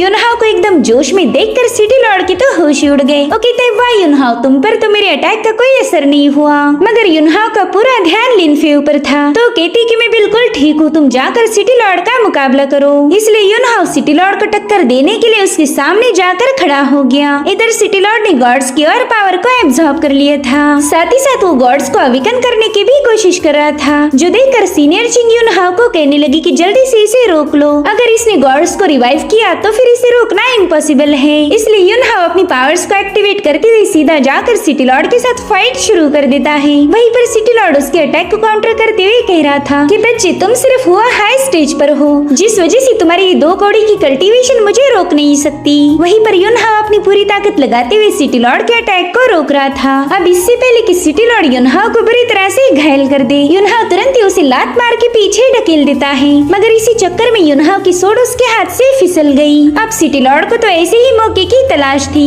इसलिए वो अपनी पूरी ताकत लगाते हुए युनहाओ पर हमला कर देता है। इधर युनहाओ के पास कोई वेपन नहीं था, इसलिए वो अपनी स्पिरिचुअल एनर्जी का यूज करते हुए सिटी लॉर्ड के अटैक को काउंटर करने लगा। उसके अटैक को काउंटर करते वक्त ही युनहाओ समझ जाता है कि ये बंदा कल्टीवेशन की हुआजिंग स्टेज के पीक पर पहुंच चुका होगा, और उसी वक्त सिटी लॉर्ड ने उस पर एक जबरदस्त अटैक कर दिया, जिसके चलते युनहाओ बुरी तरह से घायल होकर लिन फ्यू के पास जाकर पटक जाता है। फिलहाल तो युनहाओ और सिटी लॉर्ड की पावर में जमीन आसमान का फर्क था, तो अगर इस बंदे को रोकना है फिर युनहाओ को अपना बेस्ट देना होगा। वहीं पर लिन फ्यू देखती कि युनहाओ सिटी लॉर्ड के अटैक से बुरी तरह से घायल हो चुका है, तो जल्दी से अपना हाथ काट कर युनहाओ को अपनी एंशिएंट ब्लड से हील करने लगी। वहीं पर सिटी लॉर्ड देखता है कि लिन फ्यू ने अपनी एंशिएंट ब्लड लाइन को अनलिश किया है। इसका ब्लड तो युनहाओ की सारी इंजुरीज को हील कर देगा। वहीं पर युनहाओ हवा में फ्लोट करते हुए सोच रहा था कि अच्छा मैंने आर्कन क्रिएशन आर्ट को मास्टर किया, अब लिन फ्यू की ब्लड के साथ मर्ज होने के बाद मेरी हर एक टेक्निक 1000 गुना ज्यादा खतरनाक हो जाएगी। इधर सिटी लॉर्ड भी युनहाओ की पावर्स को बढ़ता हुआ देखकर तुरंत ही फाइट के लिए तैयार हो गया। उतने में युनहाओ अपनी एनर्जी बॉल क्रिएट करते हुए सीधा उस पर अटैक कर देता है, मगर सिटी लॉर्ड ने अपने एक ही स्लैश अटैक में उसे डिस्ट्रॉय कर दिया था। तो युनहाओ भी हवा में फ्लोट करते हुए अपनी अजूर सोड टेक्निक को एक्टिवेट कर देता है। वो सिटी लॉर्ड से कह रहा था कि चल मरने के लिए तैयार हो जा, यही तेरा अंत है। जिसके बाद युनहाओ ने अपनी सोड को उसकी तरफ रिलीज कर दिया, लेकिन सिटी लॉर्ड ने तो अपनी पूरी ताकत लगाते हुए युनहाओ के अटैक को डिस्ट्रॉय कर दिया था। हालांकि वो ये बात भूल गया कि युनहाओ की चाल भी हो सकती है। वो बंदा बस एक सेकंड के लिए डिस्ट्रैक्ट हुआ था, मगर इसी का फायदा उठाते हुए युनहाओ ने सीधा अपनी सोड उसके आर पार कर दी। वेल यहाँ पर युनहाओ को लगा था कि ये अटैक सिटी लॉर्ड को मारने के लिए काफी होगा, मगर सिटी लॉर्ड तो जोर जोर से हंसने लगा। वो कहता है, बच्चे तेरे जैसा मॉर्टल कीड़ा कभी भी गॉड की पावर को समझ नहीं सकता। जिसके बाद सिटी लॉर्ड युनहाओ पर एक अटैक करते हुए उसे बुरी तरह से चोक करने लगा। इधर लिनफ्यू देखती है कि युनहाओ बिल्कुल भी सिटी लॉर्ड के अटैक को काउंटर नहीं कर पा रहा, इसलिए उसने जल्दी से फाइट में इंटरफेयर करते हुए सिटी लॉर्ड के अटैक को डिस्ट्रॉय कर दिया। साथ ही साथ वो अपनी खास टेक्निक अज़ूर लाइट सोर्ड का यूज करते हुए सिटी लॉर्ड के सिर पर अटैक कर देती है। और लिनफ्यू के इस अटैक से सिटी लॉर्ड को गजब का दर्द हो रहा था। भले ही उस बंदे के अंदर गॉड की पावर थी, मगर लिनफ्यू की एंशिएंट ह्यूमन रेस की ब्लड लाइन उसे काउंटर करने लगती है। इस अटैक के बाद सिटी लॉर्ड का ट्रू सेंस अब धीरे धीरे कम होने लगा। तो युनहाओ इसी मौके का फायदा उठाते हुए अज़ूर ड्रैगन रातफुल टाइड को एक्टिवेट कर देता है। युनहाओ का अज़ूर ड्रैगन सीधा सिटी लॉर्ड की बॉडी के आर पार हो गया था, मानो कोई सोड हो। उस अज़ूर ड्रैगन ने सिटी लॉर्ड के ट्रू सेंस को बुरी तरह से डिस्ट्रॉय कर दिया, जिसका स्पिरिचुअल ब्लो इन दोनों को काफी पीछे ढकेल देता है। इधर सिटी लॉर्ड बुरी तरह से तड़पते हुए कह रहा था कि मेरे गॉड्स तुम्हें जिंदा नहीं छोड़ेंगे, आज ना कल तुम नरक में मुझसे मिलने के लिए पहुंच ही जाओगे। इतना कहते ही सिटी लॉर्ड की बॉडी में एक जोरदार ब्लास्ट होकर उसका चैप्टर वहीं पर क्लोज हो गया। अब ये लोग देखते हैं कि वहाँ मौजूद टूम के पास जो इवल बैरियर था वो अपने आप डिस्ट्रॉय हो चुका है। दरअसल सिटी लॉर्ड ने उस बैरियर को क्रिएट किया था, तो उसकी मौत के बाद इस बैरियर का भी शटर होना तय था। इधर वो टूम अपनी स्पेशल ऑरा रिलीज करने लगा, जो कि युनहाओ को जानी पहचानी लग रही थी। साथ ही साथ उस पावरफुल ऑरा ने लिनफ्यू की बॉडी से हेवन सोर्ड के सारे फ्रेगमेंट भी कलेक्ट कर लिए। युनहाओ समझ चुका था कि ये सोर्ड के फ्रेगमेंट अब अपने बाकी सारे पीसेस के साथ जुड़ जाएंगे, और होता भी बिल्कुल वैसे ही। हेवन सोर्ड का एक फ्रेगमेंट जो कि उस टूम के पास था वो अपने आप बाहर आ गया, और अब वो आधी अधूरी सोर्ड सीधा युनहाओ के पास आ जाती है। अब युनहाओ उस सोर्ड से कह रहा था कि फाइनली एक लंबे अरसे के बाद हमारी मुलाकात हो गई। इधर लिनफ्यू हैरान होकर युनहाओ से उस सोर्ड के बारे में पूछने लगी, जिस पर युनहाओ बताता है कि ये है हेवन सोर्ड, लेकिन इसके अभी भी कुछ फ्रेगमेंट मिसिंग है। जब वो सब फ्रेगमेंट एक साथ जुड़ जाएंगे तब हेवन सोर्ड दोबारा से अवेकन होगी। अब युनहाओ वहाँ मौजूद टूम से बात करता है और उससे उसका नाम पूछ रहा था, तो उसे उस टूम से एक लड़की की आवाज आने लगी। वो कहती कि मेरा नाम है कांग्या और मैं द सोर्ड एम्परर की डिसाइपल थी। युनहाओ को वहाँ पर एक जेड टोकन भी नजर आने लगा, जो कि युनहाओ ने अपनी पास्ट लाइफ में कांग्या को गिफ्ट किया था। तो अब युनहाओ उससे बात करने लगा। वो कहता है, कांग्या मैंने तुम्हारे काफी सारे किस्से सुन रखे हैं, तुम बहुत ज्यादा पावरफुल थी, फिर तुम्हारे साथ ऐसा क्या हुआ जो तुम इस टूम में फंस गई? जिस पर कांग्या कहने लगी कि तुम्हारे पास हेवन सोर्ड को समन करने की पावर है, ऐसी पावर बस एक एम्परर के पास ही हो सकती है। मैं नहीं जानती कि तुम खुद सोर्ड एम्परर हो या कोई और, लेकिन मैं तुम्हारे हर एक सवाल का जवाब दूंगी। हजारों सालों पहले मेरे मास्टर यानी कि सोर्ड एम्परर गॉड के साथ फाइट कर रहे थे, और मैं उसी माउंटेन के नीचे से उनकी मदद कर रही थी ताकि गॉड्स को मेरी भनक न लगे। हमारी इस प्लान ने कुछ देर तक तो गॉड्स को रोक के रखा था, लेकिन फाइनली हमारी उस जंग में देवताओं के खिलाफ हार हो गई। गॉड्स ने मेरे मास्टर को खत्म कर दिया। साथ ही साथ गॉड ने हेवनली सोर्ड को भी ब्रेक किया था, जिससे उसके कई सारे फ्रेगमेंट इस दुनिया में फैल गए। हमारे सोर्ड एम्परर ने इस दुनिया को बचाने की पूरी कोशिश की थी, लेकिन गॉड्स के सामने वो ज्यादा देर तक टिक नहीं पाए। अब ह्यूमैनिटी को एक और पावरफुल योद्धा की जरूरत है, जो कि गॉड की कहर से उन्हें बचा पाए। अगर गॉड्स को रोका नहीं गया तो इस प्लेनेट की सारी वाइटल एनर्जी का यूज कर लेंगे, फिर तो इस दुनिया में कोई कल्टीवेट नहीं कर सकता। सभी कल्टीवेटर्स की मेरिडियन अपने आप ब्लॉक होकर वो मारे जाएंगे। अब युनहाओ कांग्याओ को अपने रियल फॉर्म में आने के लिए कह रहा था, मगर कांग्याओ ऐसा नहीं कर सकती। वो कह रही थी कि उस बैटल के बाद मेरे हाथ गॉड के ब्लड का एक ट्रेस लग गया, तो उस ब्लड ट्रेस को सील रखने के लिए मैंने अपनी सारी बची हुई पावर का यूज किया। इस प्रोसेस में मेरी ओरिजिनल बॉडी पूरी तरह से डिस्ट्रॉय हो गई, और फिर 10,000 साल बाद वो ब्लड ट्रेस भी मेरे हाथ से छूट गया, जिसके चलते गॉड को इस लोकेशन का पता लग चुका था। गॉड्स को कुछ भी करके रिवाइव होना है ताकि वो इस दुनिया की पूरी एनर्जी का फुल्ली यूज कर पाए। इसलिए उन्होंने सिटी लॉर्ड के जरिए यहाँ पर कई सारे लोगों को सैक्रिफाइस करवा दिया। मेरे पास अभी भी गॉड के ब्लड का एक छोटा सा कतरा बाकी है, तो वो इस सैक्रिफाइस के जरिए उसे भी रिलीज करवाना चाहते थे। युनहाओ को तो ये सब सुनकर उन गॉड्स पर काफी ज्यादा गुस्सा आ रहा था। वो कहता है कि गॉड्स ने आज तक न जाने कितने ही लोगों को खत्म किया होगा। ये हमेशा दूसरों को अपने फायदे के लिए यूज करते हैं। अगर ऐसा ही चलता रहा तो ह्यूमंस कभी भी गॉड की गुलामी से आजाद नहीं होंगे। और तभी अचानक से वो पूरी केव शेक होने लगी। कांग्या युनहाओ को बता रही थी कि गॉड ये प्लेस पूरी तरह से डिस्ट्रॉय करना चाहते हैं, इसलिए तुम लोग जल्दी से यहाँ से भाग जाओ। मगर मगर युनहाओ कांग्याओ को अकेला नहीं छोड़ना चाहता था। वो उससे कहता है कि तुम भी हमारे साथ चलो, जिस पर कांग्याओ ने मना कर दिया। वो कहती कि तुम मेरी फिक्र मत करो, वैसे भी मेरी सोल डिस्ट्रॉय होने के कगार पर थी। तुम सभी लोग जल्दी से यहाँ से बाहर चले जाओ, तब तक मैं गॉड्स को थोड़ा सा उलझा कर रखती हूँ। मगर फिर भी युनहाओ उसे वहाँ छोड़कर जाने के लिए तैयार नहीं था, तो लिनफ्यू जबरदस्ती उसे वहाँ से ले जाने लगती है। इधर कांग्याओ युनहाओ से अलविदा कहते हुए कह रही थी कि प्लीज हेवन सोर्ड को प्रोटेक्ट करना, बस यही एक सोर्ड देवताओं के खिलाफ फाइट करके उन्हें खत्म कर सकती है। अब थोड़ी देर में ये लोग उस केव से बाहर आ गए। वो केव अंदर से पूरी तरह से डिस्ट्रॉय हो चुकी थी। इधर एल्डर चिन युनहाओ और लिनफ्यू का शुक्रिया अदा करने लगी। वो कहती कि तुम दोनों ने सही वक्त पर आकर हमारी जान बचा ली, मैं तुम्हारा एहसान कभी नहीं भूलूंगी। वेल युनहाओ तो इस बंदी को जानता भी नहीं था, तो उसके फादर लॉर्ड टियान उसे बताते हैं कि ये है मास्टर चिन, ये चिनफेंग सेक्ट के लीडर है और ये भी मेरे जैसी सिटी लॉर्ड की चाल का शिकार बनी थी। उन्हें उसके इरादों के बारे में कुछ भी पता नहीं था, जिस पर मास्टर चिन कहने लगे कि हमने उस बंदे पर इतनी जल्दी भरोसा नहीं करना चाहिए था। उस बंदे ने तो हमारा यूज करके कई सारे डिसाइपल्स को मौत के घाट उतार दिया।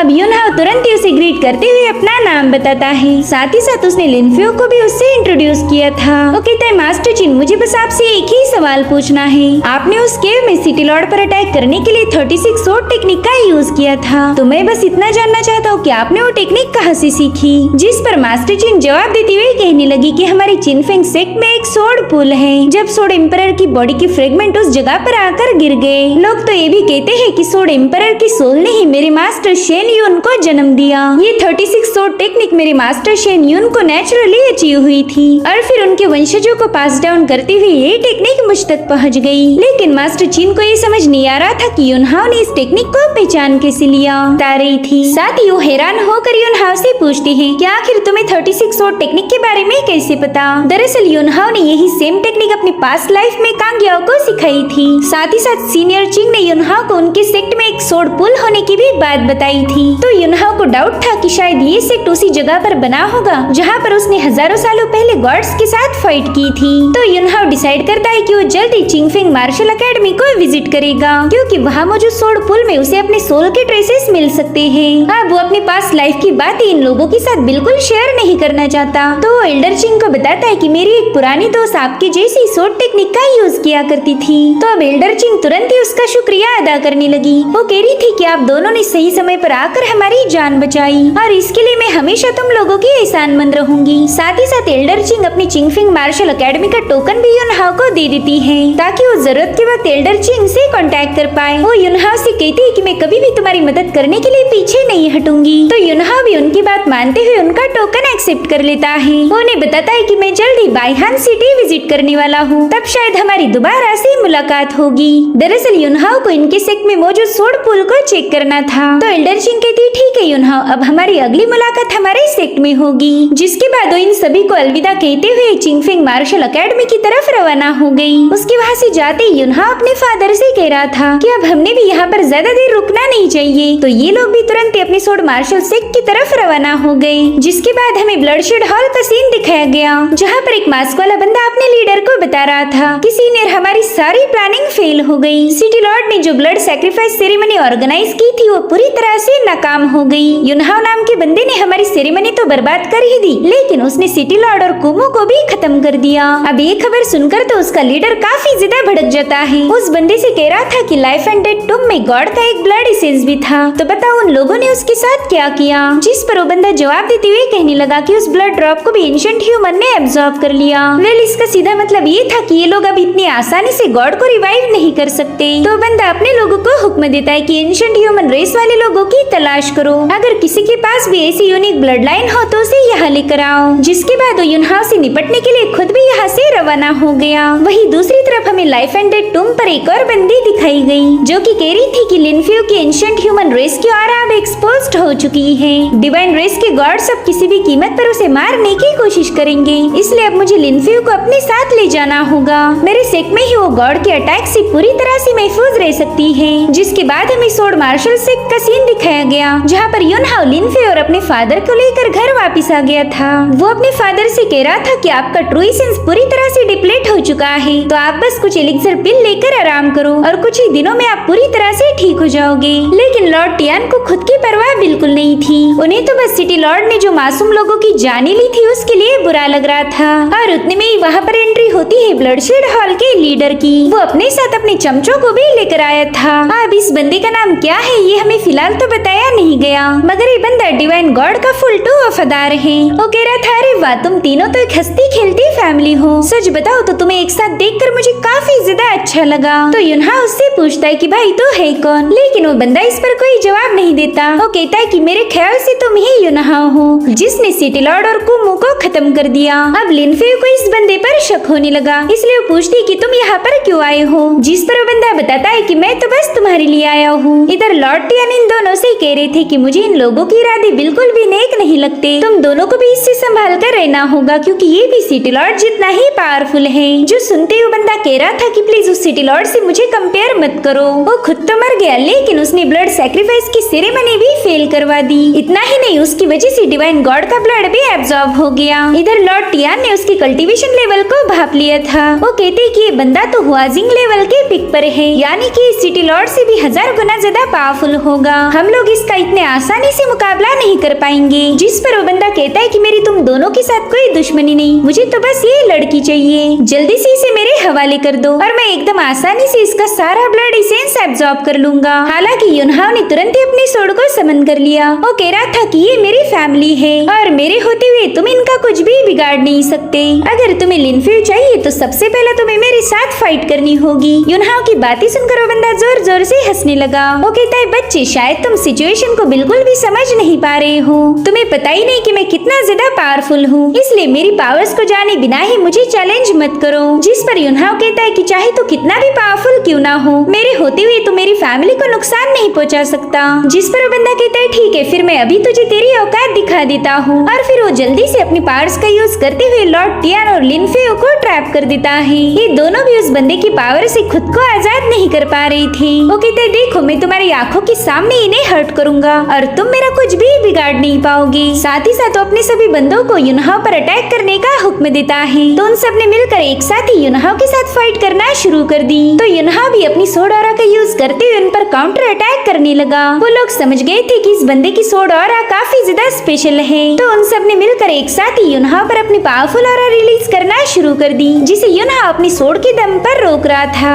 इधर लिनफेयू चाहकर भी युनहाओ की कोई मदद नहीं कर पा रही थी। साथ ही साथ वो लीडर युनहाओ को बता रहा था कि इस बंदी को मारने का हुक्म गॉड्स ने दिया है, इसलिए कोई भी लिनफेयू को प्रोटेक्ट नहीं कर पाएगा। वहीं पर युनहाओ अपनी पूरी पावर का यूज करते हुए इन लोगों के साथ फाइट करने में लगा हुआ था, इसलिए वो इन लोगों से निपटने के लिए पर्पल फ्लेम हेवनली थंडर को समन करता है। युनहाओ की थंडर टेक्निक काफी ज्यादा पावरफुल थी, जिससे वो लीडर भी अपने लोगों को बचा नहीं पाया और थोड़ी देर में युनहाओ ने उन सभी को खत्म कर दिया था। ये सब देखकर वो लीडर युनहाओ से कह रहा था कि तुम ऐसी घटिया टेक्निक का यूज करते हुए मेरे साथियों को मार सकते हो, लेकिन मेरे साथ फाइट करने के लिए तुम्हें इससे खतरनाक टेक्निक की जरूरत पड़ेगी। जिसके बाद वो अपनी पावर्स का यूज करते हुए युनहाओ पर एक जोरदार अटैक कर देता है, लेकिन युनहाओ ने नीचे गिरने से पहले ही अपने फादर और लिनफेयू को आजाद कर दिया। इधर वो लीडर कह रहा था कि युनहाओ मैंने तो तुम्हें पहले ही बोला था कि इस बंदी को मेरे हवाले कर दो, लेकिन तुमने मेरी एक नहीं सुनी। अब इसके साथ साथ तुम्हारी पूरी की पूरी युन फैमिली भी डिस्ट्रॉय हो जाएगी।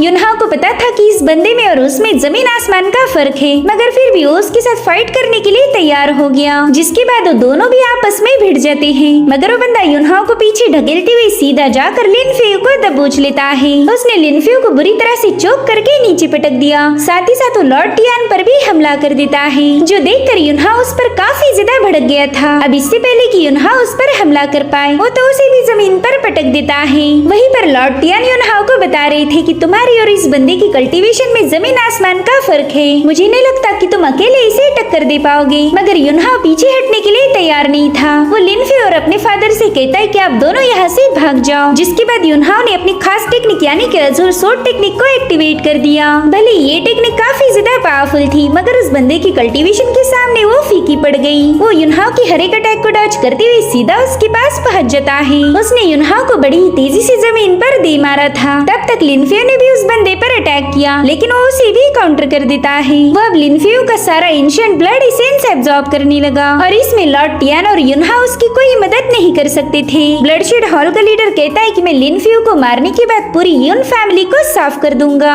तुम लोगों ने गॉड्स के खिलाफ जाने की हिम्मत की है, तो इसकी सजा भी तुम्हें जरूर मिलेगी। इधर युनहाओ उस बंदे से कह रहा था कि लिनफियो को छोड़ दो, उसे मार के तुम्हें कुछ भी हासिल नहीं होने वाला। गॉड्स ने हमेशा हम इंसानों पर जुल्म किए, मगर वो लीडर उसकी बातों पर कोई तवज्जो नहीं देता। उसने अब लिनफियो का ब्लड एसेंस एब्जॉर्ब करना शुरू कर दिया था, लेकिन थोड़ी देर में उस बंदे पर एक अटैक हो जाता है, जो देखकर युनहाओ और लॉर्ड टियान काफी ज्यादा सरप्राइज हो गए। साथ ही साथ वो बंदा भी गुस्से में पूछता है कि बताओ किसने मुझ पर स्नीक अटैक किया, अगर दम है तो मेरे सामने आ जाओ। तभी वो मिस्टीरियस बंदी उसके सामने आ जाती है, जिसे हमने लाइफ एंड डेथ टूम पर देखा था। वो कहती कि हर बार ब्लडशेड हॉल के लोग मसले खड़े करते रहते हैं, अब जल्दी से यहाँ से दफा हो जाओ वरना अपनी जान से हाथ धो बैठोगे। लेकिन वो बंदा पीछे नहीं हटता। वो कह रहा था चलो ये भी सही है, एक और मेरा शिकार बनने के लिए खुद चलकर यहाँ आ गई। शायद तुम्हें पता ही नहीं कि ब्लडशेड हॉल के मसलों में टांग अड़ाने का क्या अंजाम होता है। अब तो तुम चारों को मैं अपने हाथों से ही खत्म कर दूंगा। जिसके बाद वो अपनी पावर्स को एक्टिवेट करते हुए तुरंत ही उस बंदी पर हमला करने चला गया, लेकिन उसके हल्के से पूछते ही वो बंदा काफी पीछे ढकेला जाता है। वो समझ गया था कि इस बंदी की मार्शल आर्ट काफी ज्यादा प्रोफाउंड है। इधर वो बंदी कह रही थी कि मेरे सामने हुआजिंग स्टेज का कल्टीवेटर भी कुछ नहीं कर सकता, उसकी पावर मेरे आगे कुछ नहीं। अगर मैं चाहूँ तो एक सेकंड में तुम्हें खत्म कर सकती हूँ, लेकिन तुम मेरा टारगेट नहीं हो और ना ही मेरी तुम्हारे साथ कोई दुश्मनी है, तो जल्दी से यहाँ से दफा हो जाओ और दोबारा कभी लिनफियो की तरफ आंख उठाकर भी मत देखना, वरना इसका अंजाम बुरा होगा। मैं तुम्हारे साथ साथ तुम्हारे ब्लडशेड हॉल को भी डिस्ट्रॉय कर दूंगी। मिस्ट्रेस लेडी से कह रहा था कि तुम्हें पता ही नहीं मैं कितना ज्यादा स्ट्रांग हूँ, मगर फिर भी तुमने मुझ पर अटैक करने की हिम्मत की। शायद तुम्हें अपनी जिंदगी से जरा भी प्यार नहीं है। जिसके बाद वो अपने मेस में इवल पावर्स ऐड करते हुए सीधे उस बंदी पर अटैक कर देता है। वो मेस बड़ी ही स्पीड से आगे बढ़ रही थी, लेकिन तभी वो बंदी अपनी पावरफुल एनर्जी से उस मेस को वहीं पर होल्ड कर लेती है। जिसके बाद उसने उसी वेपन से ब्लडशेड हॉल के लीडर पर हमला कर दिया, साथ ही साथ उसे और उसके चमचों को वहाँ से काफी दूर फेंक दिया था। ये लोग तो उस बंदी की पावर्स देखकर ही थोड़ा सा हैरान हो गए। जिसके बाद वो बंदी लिनफियो से पूछती है कि तुम्हारा लिंगुआंग के साथ क्या रिलेशन है, तो लिनफियो उसे बताने लगी कि वो मेरे फादर है। साथ ही साथ लिनफियो उसका शुक्रिया भी अदा कर रही थी। अगर ये बंदी समय पर यहाँ नहीं आती तो अब तक उस बंदे ने लिनफियो का सारा ब्लड एसेंस एब्जॉर्ब कर लिया होता। अब लिनफियो उससे पूछ रही थी कि आप मेरे फादर को कैसे जानती हो, जिस पर वो बंदी जवाब देती हुई कहने लगी कि तुम्हारे फादर मेरे काफी अच्छे दोस्त थे। देखो जहाँ तक मुझे पता है तुम्हारी एंशिएंट ह्यूमन रेस और रिवील होते ही सभी डिवाइन रेस के गॉड्स तुम्हें मारना चाहते हैं। आज तो मैंने तुम्हें बचा लिया, मगर आज न कल वो जरूर से तुम पर अटैक करेंगे और शायद तब मैं यहाँ पर तुम्हारी हिफाजत करने के लिए ना रहूं। तो लिनफियो उससे कहने लगी कि प्लीज मुझे गाइड कीजिए कि आगे चलकर मैं खुद को कैसे बचाऊं। मेरी वजह से तो युनहा और लॉर्ड टियान भी खतरे में पड़ जाएंगे, जो कि मैं बिल्कुल भी नहीं चाहती। तो बंदी उसे अपने बारे में बताने लगी। वो कह रही थी कि मेरा नाम है ली शुआन और मैं कांगसिंग मार्शल एकेडमी की लीडर हूँ। अगर तुम मेरे साथ चलो तो मैं तुम्हारी सेफ्टी की गारंटी दे सकती हूँ। जिस पर लिनफियो ली शुआन से पूछती कि क्या मैं अपने साथ युनहा को भी लेकर आ सकती हूँ, तो ली शुआन कहने लगी कि हमारी कांगसिंग मार्शल एकेडमी कोई मामूली सी जगह नहीं जहाँ पर किसी को भी एंट्री मिल जाए। तभी युनहा लिनफियो को समझाता है कि तुमने मास्टर ली शुआन के साथ जाना चाहिए। वैसे भी ये जगह अब तुम्हारे लिए बिल्कुल भी सेफ नहीं है, इसलिए तुम प्लीज मेरी फिक्र मत करो। इधर ली शुआन कह रही थी कि डिवाइन गॉड्स तुम्हारे पीछे पड़े हैं। अगर तुम इसी सोड मार्शल सेक्ट में रुक गई तो तुम्हारे साथ साथ यहाँ के सभी लोगों की जान पर खतरा बना रहेगा। वो सिर्फ तुम्हें ही नहीं बल्कि तुम्हारे सभी करीबी लोगों को खत्म कर देंगे। जब तुम कल्टीवेशन की टोंगशुआन स्टेज पर ब्रेक थ्रू कर लोगी तभी तुम अपने दुश्मनों का मुकाबला करके खुद को प्रोटेक्ट कर सकती हो। और कल्टीवेशन के उस लेवल तक पहुँचने तक तुमने मेरी कांगसिंग मार्शल एकेडमी को ज्वाइन करना चाहिए। वहाँ तुम मेरी डायरेक्ट डिसाइपल बनोगी और मैं तुम्हें ब्रेक थ्रू करवाने में भी हेल्प करने वाली हूँ। लेकिन लिनफियो तो अभी भी कंफ्यूज थी, तो युनहा उसे बताता है कि तुम हमारे बारे में ज्यादा मत सोचो, बस यहाँ से चली जाओ। वहाँ तुम मास्टर ली शुआन के साथ महफूज रह सकती हो। ये सब सुनने के बाद फेई ली शुआन से कहती कि मास्टर मैं आपके साथ आने के लिए तैयार हूँ, मगर युन फैमिली ने आज तक मेरी काफी सारी मदद की है। सालों पहले इन्होंने ही मेरी जान बचाई थी, इसलिए मैं भी इनके लिए कुछ करना चाहती हूँ। तो प्लीज आप युनहाओ की कल्टीवेशन में ब्रेक थ्रू करने में हेल्प कीजिए ताकि वो भी खुद को प्रोटेक्ट कर पाए। और अगर आप उसकी हेल्प नहीं कर सकती तो फिर मुझे भी मेरे हाल पर छोड़ दीजिए। मैं युनहाओ को छोड़कर आपके साथ नहीं आ पाऊंगी। जो सुनकर ली शुआन कहने लगी कि मैंने कभी सोचा ही नहीं था कि तुम इतनी ज्यादा लॉयल और इमोशनल होगी। खैर तुम्हारे नहीं, लेकिन तुम्हारे फादर लिंग गुआंग की खातिर मैं बस एक बार इस बंदे की हेल्प जरूर करूंगी। जिसके बाद वो युनहाओ को 10 एम्परर ग्रेड के एलिक्सर्स दे देती है, जिन्हें कंज्यूम करने से युनहाओ तेजी से ब्रेक थ्रू कर पाएगा, क्योंकि एलिक्सर काफी ज्यादा पावरफुल थे। ली शुआन युनहाओ से कह रही थी कि ब्रेक थ्रू करने के बाद तुम पावरफुल दुश्मनों का भी मुकाबला कर पाओगे, तो अब तुम्हारे साथ साथ तुम्हारे फादर भी सेफ है। इधर लिन फे इमोशनल होकर युनहाओ से कह रही थी कि मैं कांगजिंग एकेडमी में तुम्हारा इंतजार करूंगी, मुझे लेने जरूर आना।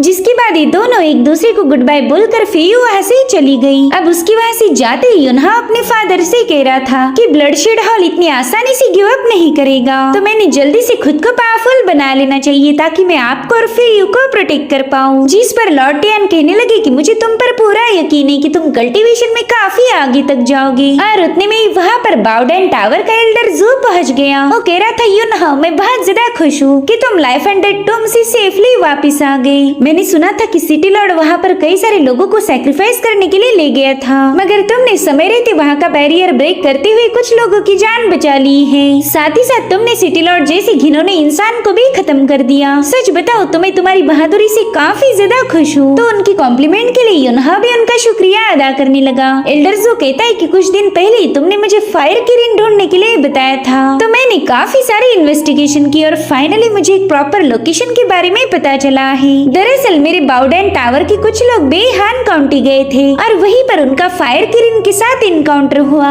दरअसल उसी रीजन की फ्लेमिंग वैली में इनेट मिस्टिकल फायर मौजूद है जिसकी तुम्हें तलाश थी। अब इस न्यूज को सुनकर युनहाओ भी थोड़ा सा रिलैक्स हो गया था, क्योंकि फायर किरण बहुत ज्यादा रेयर होती है और उसे ढूंढने में युनहाओ का काफी सारा वक्त जाया हो जाता। मगर एल्डर जू ने खुद ही इन्वेस्टिगेशन करके उसका टाइम और एफर्ट्स दोनों भी बचा लिए थे। युनहाओ कह रहा था कि एल्डर जू आपने मुझ पर बहुत बड़ा एहसान किया है। जिस पर एल्डर जू कह रहा था प्लीज ऐसी बातें ना करो, तुमने हमारे सिटी के सबसे बड़े दुश्मन को एलिमिनेट किया है, वरना आज न कल वो सिटी लॉर्ड हम सबको खत्म कर देता। लेकिन अब उसकी मौत से मेरे बाउडेन टावर का भी थोड़ा बहुत बेनिफिट हो सकता है। साथ ही साथ वो युनहाओ के लिए बहुत ही स्पेशल हर्ब्स भी लेकर आया था जो कि उसने हाल ही में कलेक्ट किए हैं। वो युनहाओ से कह रहा था कि प्लीज इन्हें एक्सेप्ट कीजिए, ये मेरी तरफ से थैंक यू टोकन है। तो युनहाओ भी उन्हें एक्सेप्ट करते हुए लॉर्ड टियान का शुक्रिया अदा करने लगा। साथ ही साथ वो अपने फादर को बताता है कि अब लियोन सिटी पूरी तरह से सेफ है, तो आप यहीं रुक के खुद को जल्दी से रिकवर कर लीजिए। मीनवाइल एल्डर जू आपका पूरा ख्याल रखेंगे। इतना ही नहीं, वो आपकी हीलिंग प्रोसेस में भी आपकी मदद करेंगे। ये सुनकर एल्डर जू युनहाओ को तसल्ली देते हुए कहने लगा कि मैं तुम्हारे फादर को रिकवर करने में पूरी हेल्प करूंगा, तुम बिल्कुल भी उनकी फिक्र मत करो।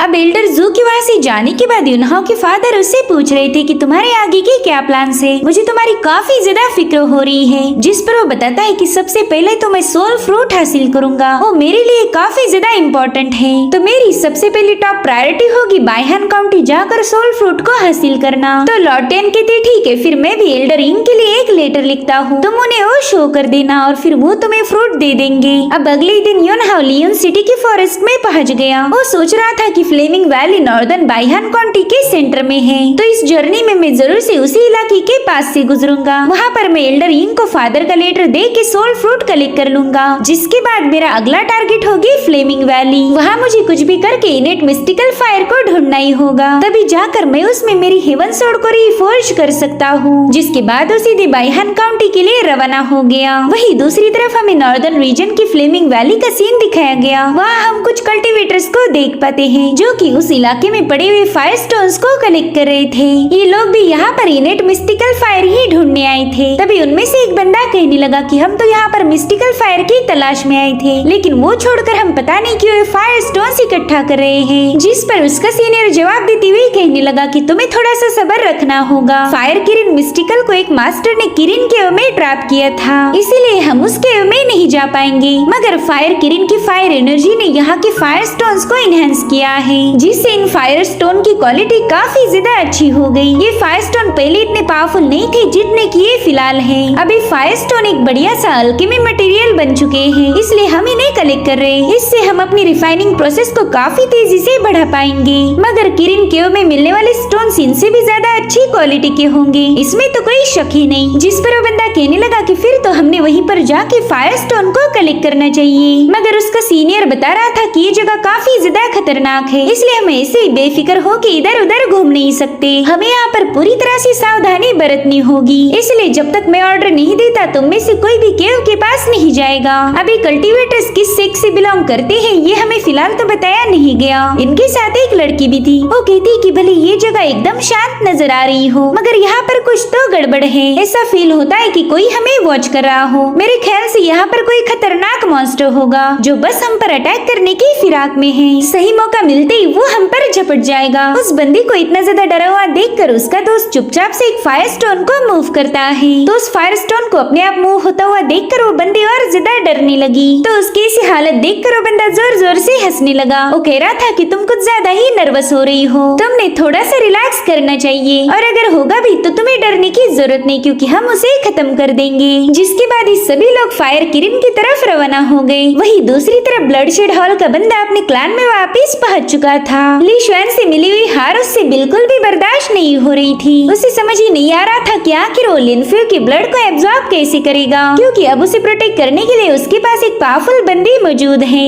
और उतने में ही उसका एक सिपाही आकर उसे रिपोर्ट करता है। वो कह रहा था कि लियोन सिटी से आपसे कोई मिलने आया है, उसे आपसे कुछ जरूरी बात करनी थी। ये सुनकर वो बंदा थोड़ा सा चौंक गया, क्योंकि लियोन सिटी में जितने भी गॉड्स के वफादार थे वो तो ऑलरेडी मर चुके हैं, तो फिर इससे मिलने कौन आया होगा। लेकिन ब्लडशेड हॉल का सीन दिखाया गया, जहाँ पर एक सिपाही अपने लीडर को बता रहा था कि लियोन सिटी से आपसे कोई मिलने आया है। तो लीडर भी उस बंदे को अंदर दाखिल होने की इजाजत दे देता है। वो कह रहा था कि उस ली शुआन ने मुझे बुरी तरह से घायल किया, मैं जल्द ही उससे इसका बदला लूंगा। और उतने में ही वहाँ पर लियोन सिटी का बंदा पहुंच जाता है। उस लीडर के सामने नील करते हुए कहने लगा कि सीनियर, मेरे पास एक खास ट्रेजर है आपको ऑफर करने के लिए। तो लीडर तुरंत ही उस ट्रेजर के बारे में पूछने लगा, जिस पर वो बंदा कहता है द सोल फ्रूट, और ये कोई और नहीं बल्कि युनफेंग है, जो कि युनहाओ के हाथों बुरी तरह से घायल हुआ था। सोल फ्रूट का नाम सुनते ही वो लीडर तो सीधा युनफेंग के सामने पहुंच गया, क्योंकि ये ट्रेजर किसी की भी पावर को काफी हद तक बढ़ा सकता है। वो लीडर उससे पूछता है कि बताओ वो ट्रेजर कहाँ पर है, जिस पर युनफेंग जवाब देते हुए कहने लगा कि आपको सोल फ्रूट बाइहन काउंटी की युन फैमिली के पास मिलेगा। वहाँ पर मेरा कजन युन शाओयांग उस फ्रूट को हासिल करने में आपकी मदद करेगा। बस इस खास ट्रेजर के बदले में आपसे बस एक ही चीज रिटर्न में चाहता हूँ। तो लीडर उससे पूछता है कि बताओ बदले में तुम्हें क्या चाहिए, जिस पर युनफेंग कहता है कि मैं चाहता हूँ कि आप उस युनहाओ का सिर धड़ से अलग कर दे। ये सुनकर वो लीडर थोड़ा सा चौंक गया। वो युनफेंग से पूछता है कि तुम्हारी और युनहाओ की क्या दुश्मनी है, जिस पर युनफेंग बताता है कि उस कमीने युनहाओ ने मेरी मेरिडियंस को ब्रेक करके मेरी कल्टीवेशन को डिस्ट्रॉय कर दिया। जब तक वो जिंदा है मुझे सुकून नहीं मिलेगा, इसलिए मैं चाहता हूँ कि आप उसे कुत्ते की मौत खत्म कर दो। तो लीडर कहता है ठीक है, युनहाओ को मारना मेरे लिए मुश्किल नहीं, मगर इसमें एक दिक्कत है। जो सुनकर युनफेंग उससे पूछने लगा कि सीनियर आपकी एग्जैक्टली क्या दिक्कत है, मुझे बताए और मैं आपकी पूरी मदद करूंगा।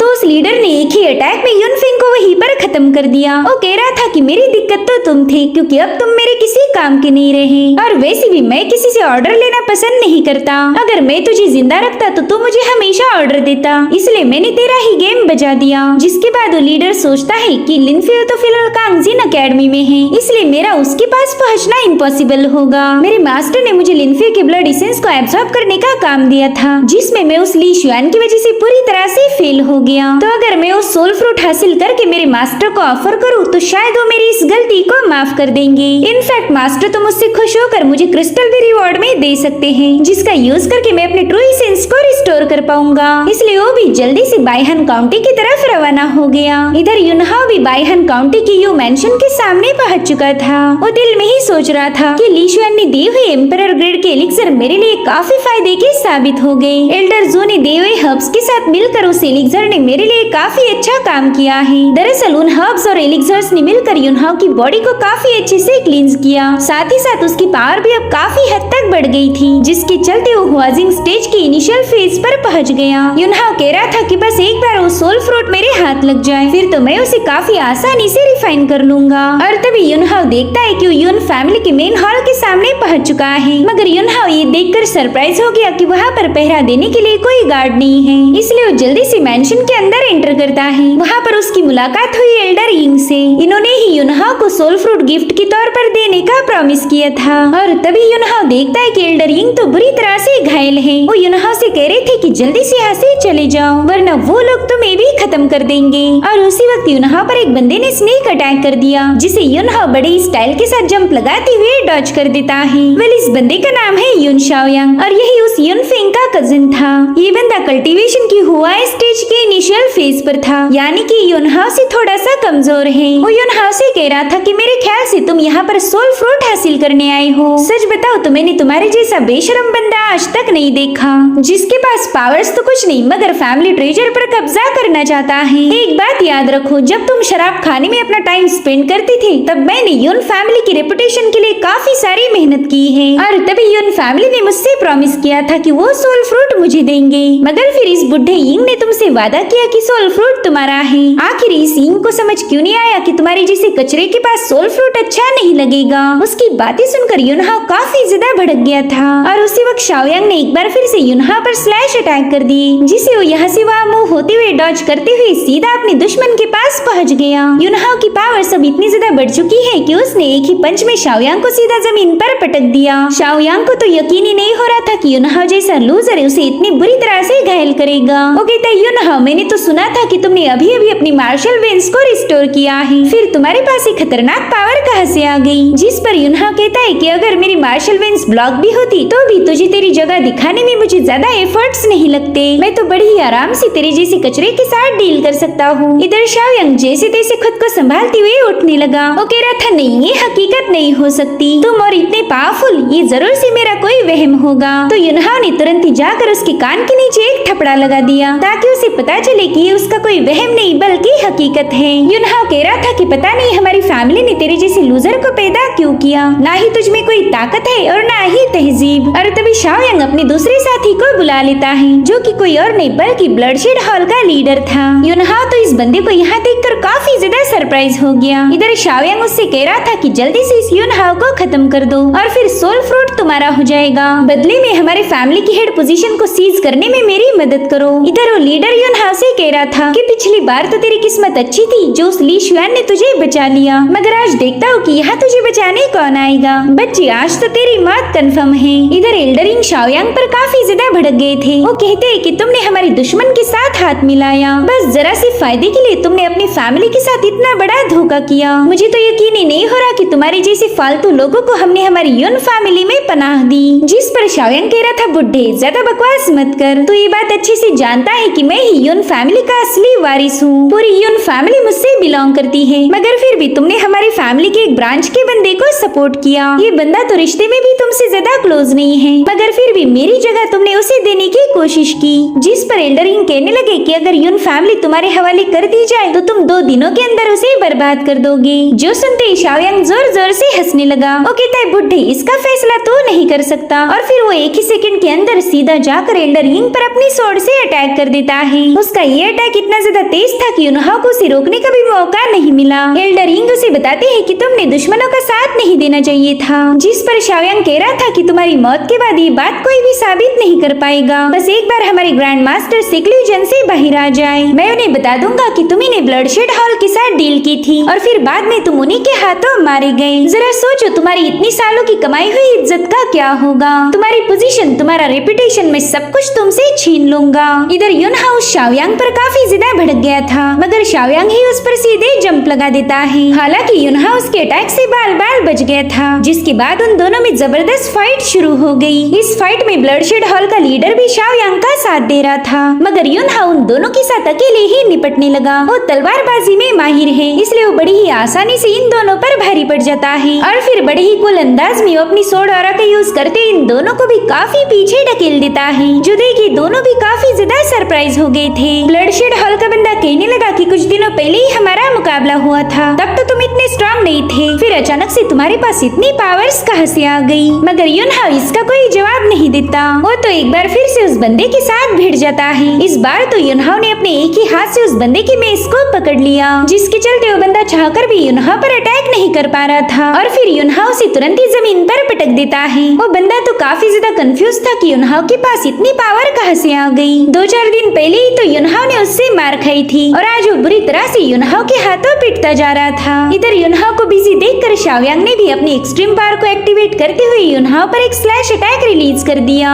जो देखकर तो एल्डर यिंग काफी ज्यादा घबरा जाते हैं। उन्हें लग रहा था कि युनहाओ इस अटैक में घायल हो जाएगा, मगर युनहाओ एक ही सेकंड में वहां से गायब होकर सीधे शाओयांग के पीछे आ जाता है। उसने शाओयांग की पावर पर अपनी एनर्जी का यूज करते हुए एक जोरदार अटैक कर दिया था, जिसके चलते वो सीधा जाकर अपने ही साथी पर पटक जाता है। साथ ही साथ वहाँ पर एनर्जी का एक बहुत बड़ा ब्लास्ट भी हो गया था और फिर युनहाओ ने सीधे जाकर शाओयांग के अंदर अपनी स्वॉर्ड आर पार कर दी। ये सब देखकर तो ब्लडशेड हॉल का लीडर काफी ज्यादा डर जाता है। उसे पता था कि शाओयांग के बाद उसका भी नंबर लगेगा, इसलिए वो तुरंत ही वहाँ से दुम दबा के भाग निकला। युनहाओ उसके पीछे जाने ही वाला था, मगर तभी एल्डर यिंग ने उसे अपने पास बुला लिया। युनहाओ देखता है कि वो बुरी तरह से घायल है और वो चाहकर भी एल्डर की कोई मदद नहीं कर सकता था और अब एल्डर उसे बताने लगे कि हमारी युन फैमिली पूरी तरह से बर्बाद हो चुकी है। मैंने तुम्हें यहाँ पर सोल फ्रूट कलेक्ट करने बुलाया था, क्योंकि मुझे लगा था कि तुम ही हमारी युन फैमिली की उम्मीद हो। मगर बच्चे मुझे माफ कर देना, क्योंकि मेरे पास वो सोल फ्रूट नहीं है।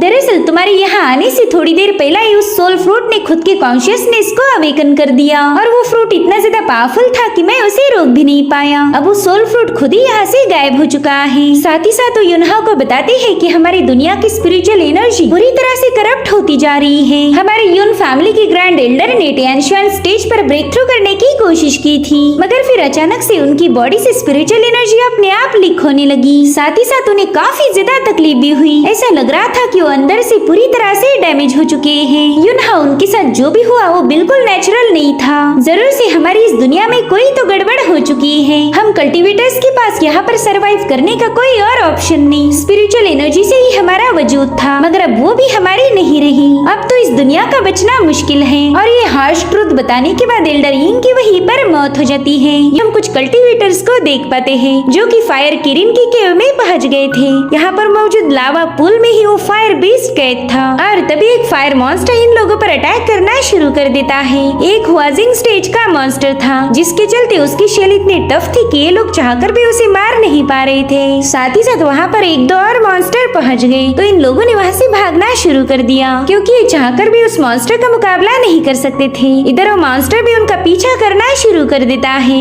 अब इन लोगों में से तो एक कल्टीवेटर को उस मॉन्स्टर ने वहीं पर खत्म कर दिया, मगर फिर भी 2-4 लोग बच जाते हैं। वेल ये भी इसलिए सरवाइव कर पाए क्योंकि ये लोग समय रहते उस केव से बाहर आ गए थे और वो मॉन्स्टर उस केव पर लगे हुए सील की वजह से केव से बाहर नहीं आ सकता था। वहीं दूसरी तरफ हम युनहाओ को देख पाते हैं, जो कि फ्लेमिंग वैली में पहुंच गया था। वो देखता है कि ये जगह लावा एनर्जी से भरी पड़ी है, जिसका यूज अल्केमी में किया जा सकता है। साथ ही साथ युनहाओ देखता है कि वहाँ पर बाउडन टावर का कैंप भी लगा हुआ था, तो युनहाओ उस केव का लोकेशन पूछने के लिए उन लोगों के पास पहुँच जाता है। वो इन लोगों से फायर किरिन बीस्ट की केव की लोकेशन के बारे में पूछ रहा था, मगर वो लोग उसे कोई भी जानकारी देने से मना कर देते हैं। वो कहते हैं कि वो फायर बीस्ट काफी ज्यादा खतरनाक है, तो तुम जल्दी से यहाँ से चले जाओ। मगर युनहाओ उनसे कहता है कि मैं तो उसी बीस्ट का शिकार करने यहाँ आया हूँ। ये सुनकर तो पहला उन लोगों ने युनहाओ का मजाक उड़ाया, जिसके बाद वो युनहाओ को बताने लगे कि हमारे कई सारे डिसाइपल भी उस बीस्ट के हाथों मारे जा चुके हैं, इसलिए तुम जल्दी से यहाँ से दफा हो जाओ। युनहाओ सोच रहा था कि ये लोग तो काफी ज्यादा जिद्दी है, इन्हें थोड़ा सा कन्विंस करना होगा। साथ ही साथ वो लोग उसी अल्केमी टेक्निक का यूज कर रहे थे जो कि युनहाओ ने अपनी पास्ट लाइफ में क्रिएट की थी।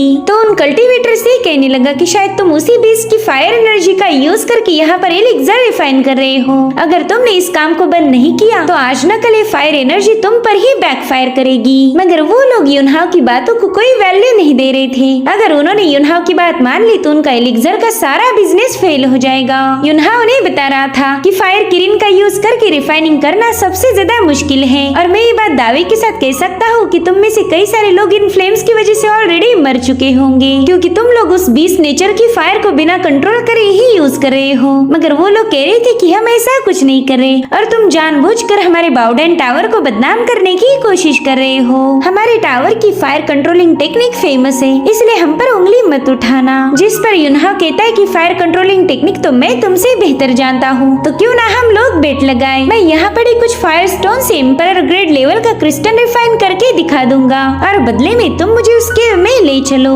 दरअसल एम्परर ग्रेड लेवल का एलिक्सर रिफाइन करने में बहुत डिफिकल्ट था। इसमें सिर्फ प्योर फायर ही नहीं बल्कि रिफाइन करने वाले बंदे का पावरफुल एसेंस भी यूज होता है। इसलिए उन लोगों को युनहाओ की बातों पर जरा भी यकीन नहीं हो रहा था, मगर फिर भी वो युनहाओ की बात मान जाते हैं। वो कह रही थी कि ठीक है, हम तुम्हें उस बीस की केव तक ले जाएंगे, लेकिन फिर बदले में हमें क्या मिलेगा। तो युनहाओ कहता है मैं तुम्हें एम्परर ग्रेड लेवल की पिल देने के लिए तैयार हूँ। जिस पर एक बंदा कहने लगा कि एम्परर ग्रेड की पिल तो काफी ज्यादा रेयर होती है, इसकी एक ही पिल किसी खजाने से कम नहीं, तो तुम्हारे पास 10 पिल कहाँ से आएगी। तो युनहाओ ने तुरंत ही अपनी एम्परर ग्रेड की पिल्स शो करता है। उसे देखकर तो वो लोग काफी ज्यादा शॉक हो गए। तब तक इस कैंप का मास्टर लू भी वहाँ पर आ जाता है। वो कह रहा था लड़के, अगर तुम फ्लेमिंग वैली में जाकर उस बीस को कैप्चर करना चाहते हो तो पहले तुम्हें अपनी काबिलियत साबित करनी होगी। जिसके लिए युनहाओ भी अग्री हो गया। वो कहता है ठीक है, लेकिन मुझे भी आपके बाउडेन टावर की फायर कंट्रोलिंग देखनी है। तो एक डिसाइपल वहाँ पड़ा फायर स्टोन उठाकर उसे फर्नेस में रिफाइन करना स्टार्ट कर देता है। उसकी फायर कंट्रोलिंग टेक्निक की मदद से उसने उस स्टोन को कंडेंस मॉर्टल ग्रेड क्रिस्टल में बदल दिया था।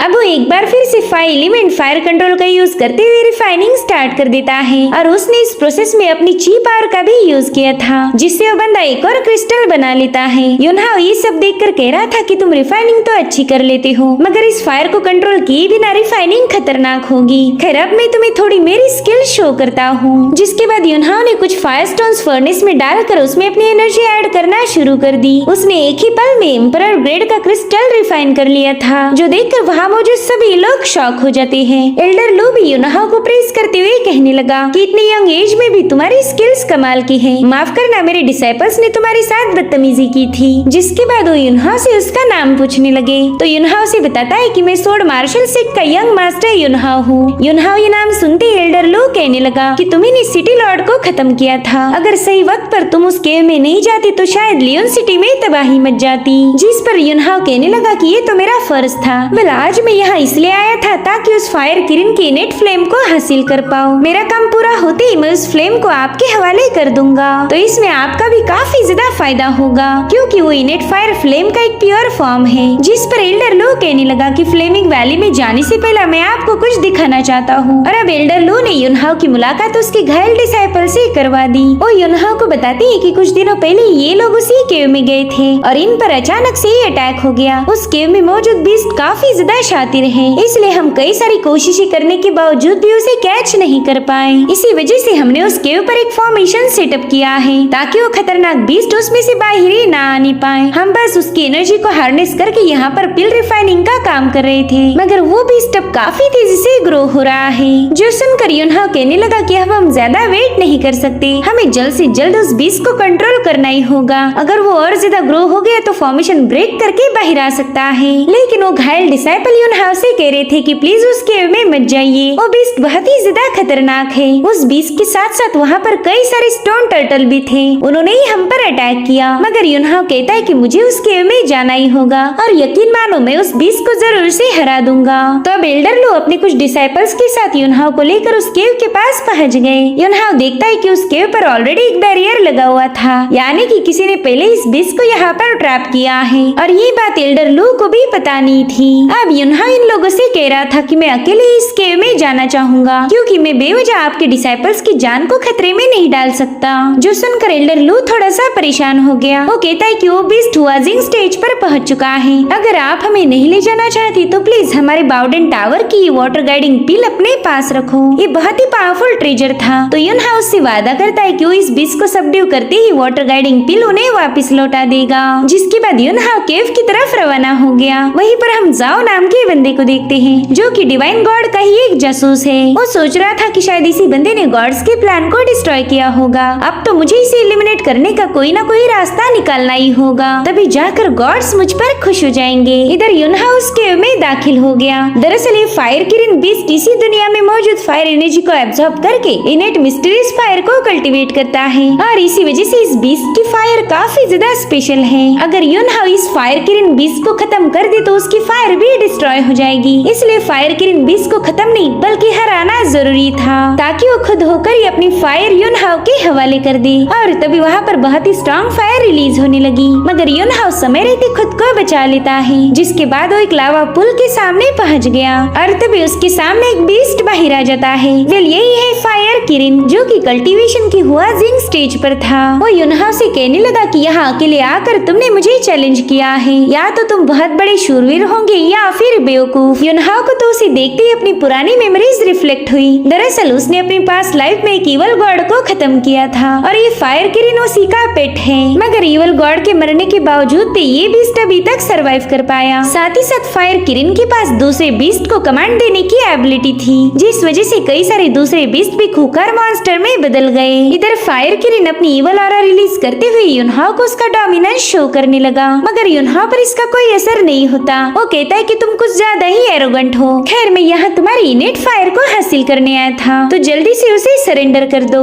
और फिर हमें फाइट करने की कोई जरूरत नहीं। मगर फायर किरण आसानी से हार मानने वाला नहीं था। वो कहता है कि मैं भला एक मामूली इंसान के सामने सरेंडर क्यों करूं? जिस पर युनहाओ कहता है कि शायद तुमने मुझे पहचाना नहीं, जरा मुझे गौर से देखो और तुम्हें सब कुछ याद आ जाएगा। तो फायर किरण कहता है कि तुम 2 कौड़ी के ह्यूमन हो, तुम्हारी मेरे सामने कोई औकात नहीं है, इसलिए इनेट फायर को हासिल करने की ख्वाब देखना छोड़ दो। जिस पर युनहाओ कहने लगा कि 10,000 साल पहले मैंने तेरे इवल गॉड मास्टर को खत्म किया था। मैं तुझे भी मारने वाला था, मगर तूने मेरे सामने रहम की भीख मांगी, इसलिए मैंने तुझे जिंदा छोड़ दिया। तूने वादा किया था कि तू कभी भी किसी इंसान का शिकार नहीं करेगा, लेकिन तू तो इन 10,000 सालों में भी नहीं बदला। शायद यही तेरी फितरत है। ये सब सुनकर फायर किरण थोड़ा सा शॉक हो जाता है। वो युनहाओ से पूछ रहा था कि बता तू एग्जैक्टली है कौन? तो युनहाओ ने उसे अपनी पास लाइफ का फॉर्म शो कर दिया, जिसे देखते ही फायर किरण समझ जाता है कि युनहाओ और कोई नहीं बल्कि सोड एम्परर है। वो कहने लगा ये तो इम्पॉसिबल है, मैंने तो सुना था कि डिवाइन गॉड्स ने तुम्हें खत्म किया है, साथ ही साथ तुम्हारी सोल भी डिस्ट्रॉय हुई थी, तो फिर तुम दोबारा से जिंदा कैसे हो गए? इधर युनहाओ ने अपनी सोड को समन कर लिया, जो देख फायर किरण कहता है कि हम दोनों के रास्ते हमेशा से ही अलग रहे हैं, इसलिए मैं तुम्हारे साथ फाइट नहीं करना चाहता। जिस पर युनहाओ कहता है ठीक है, मेरी हेवन सोड को रिफाइन करने में मेरी हेल्प करो और मैं यहाँ से चुपचाप चला जाऊंगा। मगर फायर किरण ने इसके लिए मना कर दिया। वो कह रहा था कि तुम इसी हेवन सोड से गॉड्स को हराना चाहते हो, लेकिन मैं इसमें तुम्हारा साथ नहीं दूंगा। अगर गॉड्स को ये बात पता चली तो मुझे खत्म कर देंगे। जिस पर युनहाओ कहता है कि अगर तुमने मुझे इनेट फायर नहीं दी तो फिर मैं भी तुम्हें खत्म ही कर दूंगा। अब डिसीजन तुम्हारे हाथ में है। और तभी उस फायर किरण ने अपनी ऑरा को रिलीज करते हुए वहाँ पर कई सारे स्टोन टर्टल्स को समन कर लिया। वो युनहाओ से कह रहा था कि मैं अब पहले जैसा कमजोर नहीं हूँ, मैंने इन 10,000 सालों में काफी सारी पावर्स को गेन किया है, इसलिए अब तुम्हें मेरे हाथों मरना होगा। जिसके बाद स्टोन टर्टल्स ने युनहाओ पर अटैक करना स्टार्ट कर दिए, जिससे युनहाओ जैसे तैसे बचने लगता है। अब वो सीधे जाकर अपनी सोड एक स्टोन टर्टल के सिर में घुसा देता है, मगर उस टर्टल की शेल काफी ज्यादा स्ट्रॉन्ग थी, जिसके चलते युनहाओ का ये अटैक फेल हो गया। साथ ही साथ युनहाओ को स्टोन टर्टल्स ने चारों ओर से घेर लिया था, के साथ फाइट कर रहा था। उसने अपने जबरदस्त स्लैश अटैक के साथ एक टर्टल को तो डिस्ट्रॉय कर दिया, मगर वहाँ पर अभी भी 2 टर्टल्स बाकी थे।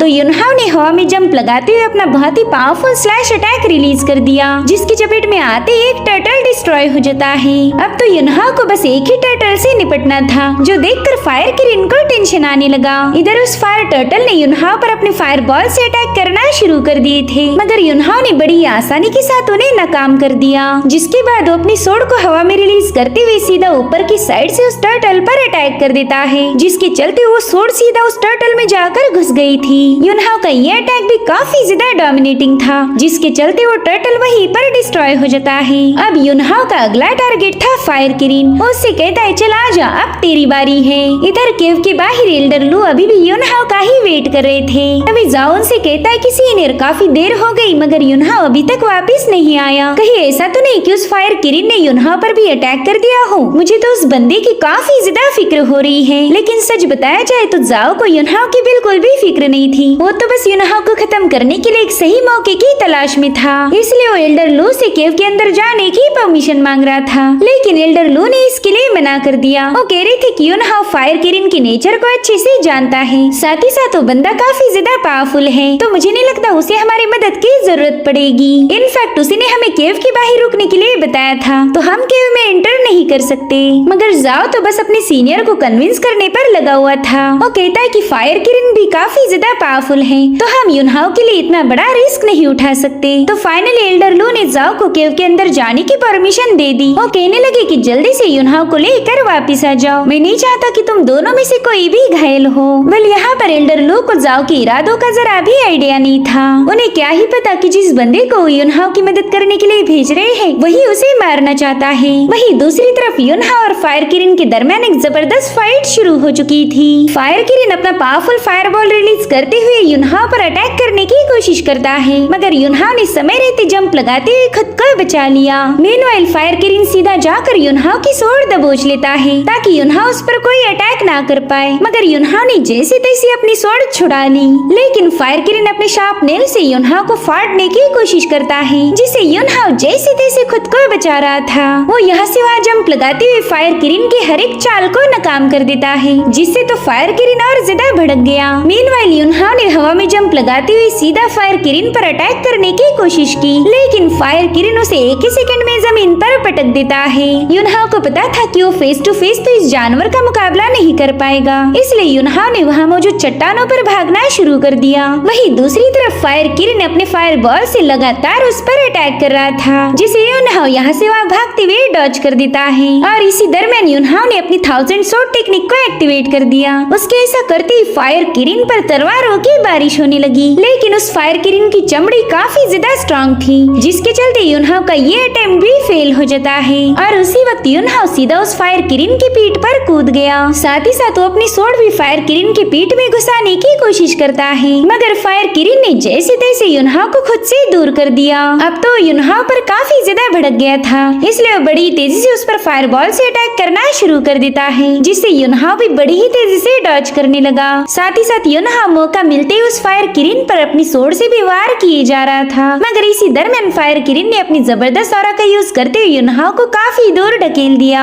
यूनहाओ सोचता है कि इस बीस्ट की चमड़ी तो काफी ज्यादा टफ है, इसे इतनी आसानी से पियर्स नहीं किया जाएगा। वहीं पर फायर किरण यूनहाओ से कहता है कि तुम मुझे मार नहीं सकते, जितनी जल्दी ये बात तुम समझ जाओगे उतना ही तुम्हारे लिए अच्छा होगा। जिस पर यूनहाओ कहता है कि मैं भी तुम्हें मारना नहीं चाहता, लेकिन तुमने जानबूझकर ह्यूमंस को डिवावर किया। इस पूरी फ्लेमिंग वैली को तुम डोमिनेट कर रहे थे, इसलिए तुम्हें रोकना जरूरी है। जो सुनते ही फायर किरण एक बार फिर से यूनहाओ का पीछा करना शुरू कर देता है। वो यूनहाओ पर लगातार फायर के अटैक कर रहा था, और इधर यूनहाओ के चेहरे पर एक स्माइल थी, क्योंकि उसका प्लान था फायर किरण को अपने पीछे भगा भगा कर उसकी फायर को खत्म कर देना। और फिर मौका मिलते ही यूनहाओ ने फायर किरण पर वाटर गाइडिंग पिल से अटैक कर दिया, जिसके चलते वहाँ पर एक फॉर्मेशन क्रिएट हो जाता है, और उसी फॉर्मेशन में फायर किरण ट्रैप हो गया था। फायर किरण तो इस फॉर्मेशन को देखकर काफी ज्यादा कंफ्यूज हो जाता है। उसे समझ नहीं आ रहा था कि यूनहाओ ने ये उसे कहाँ फंसा दिया। वो अपनी फायर एनर्जी का यूज करते हुए उस शील्ड को ब्रेक करने की पूरी कोशिश कर रहा था, लेकिन उसकी फायर एक्टिवेट ही नहीं होती।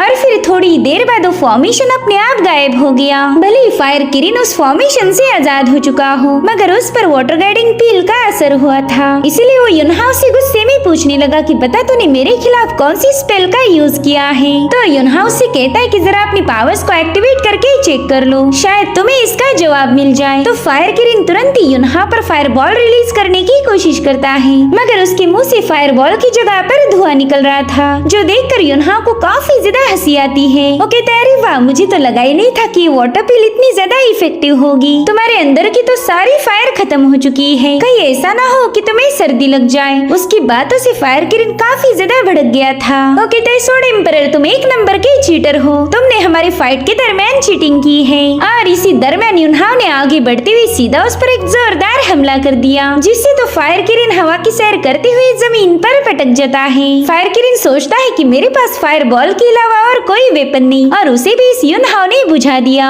अब तो इसके सामने हार मानना ही सही रहेगा। तब तक यूनहाओ अपनी सोड उस पर पॉइंट कर देता है। यूनहाओ उससे कहता है पता नहीं तुमने मुझे चीटर क्यों बोला? असली धोखेबाज तो तुम हो। तुमने 10,000 सालों पहले मुझसे वादा किया था कि तुम कभी किसी इंसान को नुकसान नहीं पहुंचाओगी, लेकिन तुम अपना वादा निभाने में फेल हो गए। अब अगर मैं चाहूँ तो 1 सेकंड में तुम्हें निपटा सकता हूँ। इधर फायर किरिन सोच रहा था कि इस बंदे की वाटर गाइडिंग पिल ने मेरी ऐसी की तैसी कर दी। मेरी सारी पावर इस बंदे ने डिस्ट्रॉय कर दी। अब तो फायर समन करने के लिए मुझे थोड़ा सा इंतजार करना होगा। तो डिसाइड करता है कि वो युनहाओ को अपनी चिकनी चुपड़ी बातों में फंसाकर थोड़ी देर टाइम पास करेगा। इसलिए युनहाओ से कहता है, सोड एम्परर, आप काफी ज्यादा दयालु हो। आपने 10,000 सालों पहले भी मुझे माफ किया था, तो मैं चाहता हूँ कि आप इस बार भी मुझे बख्श दीजिए। तो युनहाओ उससे सवाल पूछने लगा। वो कहता है कि पास्ट लाइफ में मैंने तुम्हारे मास्टर को मार दिया था, लेकिन तुम्हें गॉड्स ने अपने कब्जे में लिया। फिर तुम यहाँ पर इस फ्लेमिंग वैली में कैसे पहुँच गए? जिस पर फायर किरिन बताने लगा कि आपने जिस गॉड के साथ फाइट की थी वो आपके हाथों बुरी तरह से घायल होने की वजह से उस गॉड ने खुद को सील कर दिया। वो कई सालों तक अपने डीप स्लम्बर से बाहर नहीं आया, तो मैंने सोचा क्यों ना इसी मौके का फायदा उठाया जाए। इसीलिए मैं वहाँ से भागकर सीधा फ्लेमिंग वैली में पहुँच गया। इस जगह पर मुझे काफी प्योर स्पिरिचुअल एनर्जी मिली। साथ ही साथ यहाँ के स्टोन्स में भी बहुत ही स्ट्रॉन्ग फायर एलिमेंट थे। तो मैंने सोचा कि मुझे ग्रो करने के लिए इससे अच्छा माहौल मिल नहीं सकता, इसलिए मैंने फ्लेमिंग वैली को ही अपना अड्डा बना लिया। तभी युनहाओ कहता है कि मैं जानता हूँ तुम्हारे अंदर मिस्टिकल इनेट फायर है, तो चलो जल्दी से उसे बाहर निकालो। मगर वो बीस्ट अपनी इनेट फायर युनहाओ को देने से मना कर रहा था। वो कह रहा था कि मैंने इतने साल उस मिस्टिकल फायर को नरिश करने में गुजार दिए और आप चाहते हो कि मैं एवे ही उसे तुम्हारे हवाले कर दूं। जिस पर युनहाओ कहता है कि इनेट फायर के बदले मैं तुम्हें जीने का एक मौका दे रहा हूँ, क्या तुम्हारे लिए काफी नहीं होगा? अगर तुम मुझे इनेट फायर नहीं दोगे तो मैं अभी के अभी तुम्हें खत्म कर दूंगा। ये सुनते ही फायर किरिन उससे कहता है कि सोड एम्परर, प्लीज मुझ पर रहम कीजिए। क्या हम इसे निगोशिएट नहीं कर सकते? आप जो बोलोगे वो मैं करने के लिए तैयार हूँ। जिस पर युनहाओ कह रहा था कि मुझे तुमसे और कुछ नहीं चाहिए, जल्दी से अपनी मिस्टिकल इनेट फायर मेरे हवाले कर दो और मैं चुपचाप से यहाँ से चला जाऊंगा। तो अब फायर किरिन के पास युनहाओ की बात मानने के अलावा और कोई ऑप्शन नहीं था, इसलिए वो अपनी मिस्टिकल इनेट फायर को बाहर निकाल लेता है। इसमें से युनहाओ कुछ इनेट फायर खुद के लिए रख देता है और बाकी की सारी फायर उसने फायर किरिन को वापस लौटा दी। युनहाओ उससे कह रहा था कि तुमने एकदम ऑनेस्टली अपनी इनेट फायर मेरे हवाले कर दी, इसलिए मैं उस पर पूरा कब्जा नहीं कर सकता। आफ्टर ऑल मैं ऑनेस्टी की इज्जत करता हूँ। तो फायर किरिन युनहाओ को थैंक यू बोलते हुए अपनी फायर बॉल को रिलीज करने की कोशिश करने लगा। वो देखना चाहता था कि उसकी पावर अभी तक एक्टिवेट हुई कि नहीं, मगर उसके मुंह से धुएं के अलावा और कुछ निकल नहीं रहा था, जो देखकर युनहाओ को भी उस पर तरस आ जाता है। आफ्टर ऑल फायर किरिन की पावर ये है फायर, अगर उसके पास फायर ही ना हो तो उसे कोई भी आसानी से मार देगा। तो युनहाओ ने और थोड़ी इनेट पावर उसके अंदर ऐड कर दी। वो फायर किरिन से कह रहा था कि इस बार तो मैंने तुम्हें जिंदा छोड़ दिया, मगर वादा करो कि तुम किसी भी ह्यूमन पर बेवजह अटैक नहीं करोगे। और उसी वक्त फायर किरिन को फील होता है कि वाटर गाइडिंग पिल का असर उस पर से हट चुका है, यानी कि अब वो अपने फायर बॉल को जनरेट कर सकता था। तो उसने तुरंत ही युनहाओ पर अटैक करने की कोशिश की, मगर युनहाओ समय रहते उस पर ही एक अटैक कर देता है। युनहाओ से कहता है कि मैं तो तुम्हें जिंदा छोड़ने वाला था, मगर तुम खुद ही खुद के जान के दुश्मन बन गए। और तभी फायर किरिन युनहाओ के अटैक से वहीं पर ब्लास्ट हो जाता है। खैर इनेट फायर को हासिल करने का युनहाओ का काम पूरा हो चुका था। अब बस उसे अपनी हेवन सोर्ड का एक और फ्रेगमेंट ढूंढना है और फिर वो अपनी हेवन सोर्ड को रीफोर्ज कर सकता था। अब युनहाओ वहाँ से वापिस जा ही रहा था कि तभी जाओ उस पर स्नेक अटैक करने की कोशिश करता है, लेकिन युनहाओ समय रहते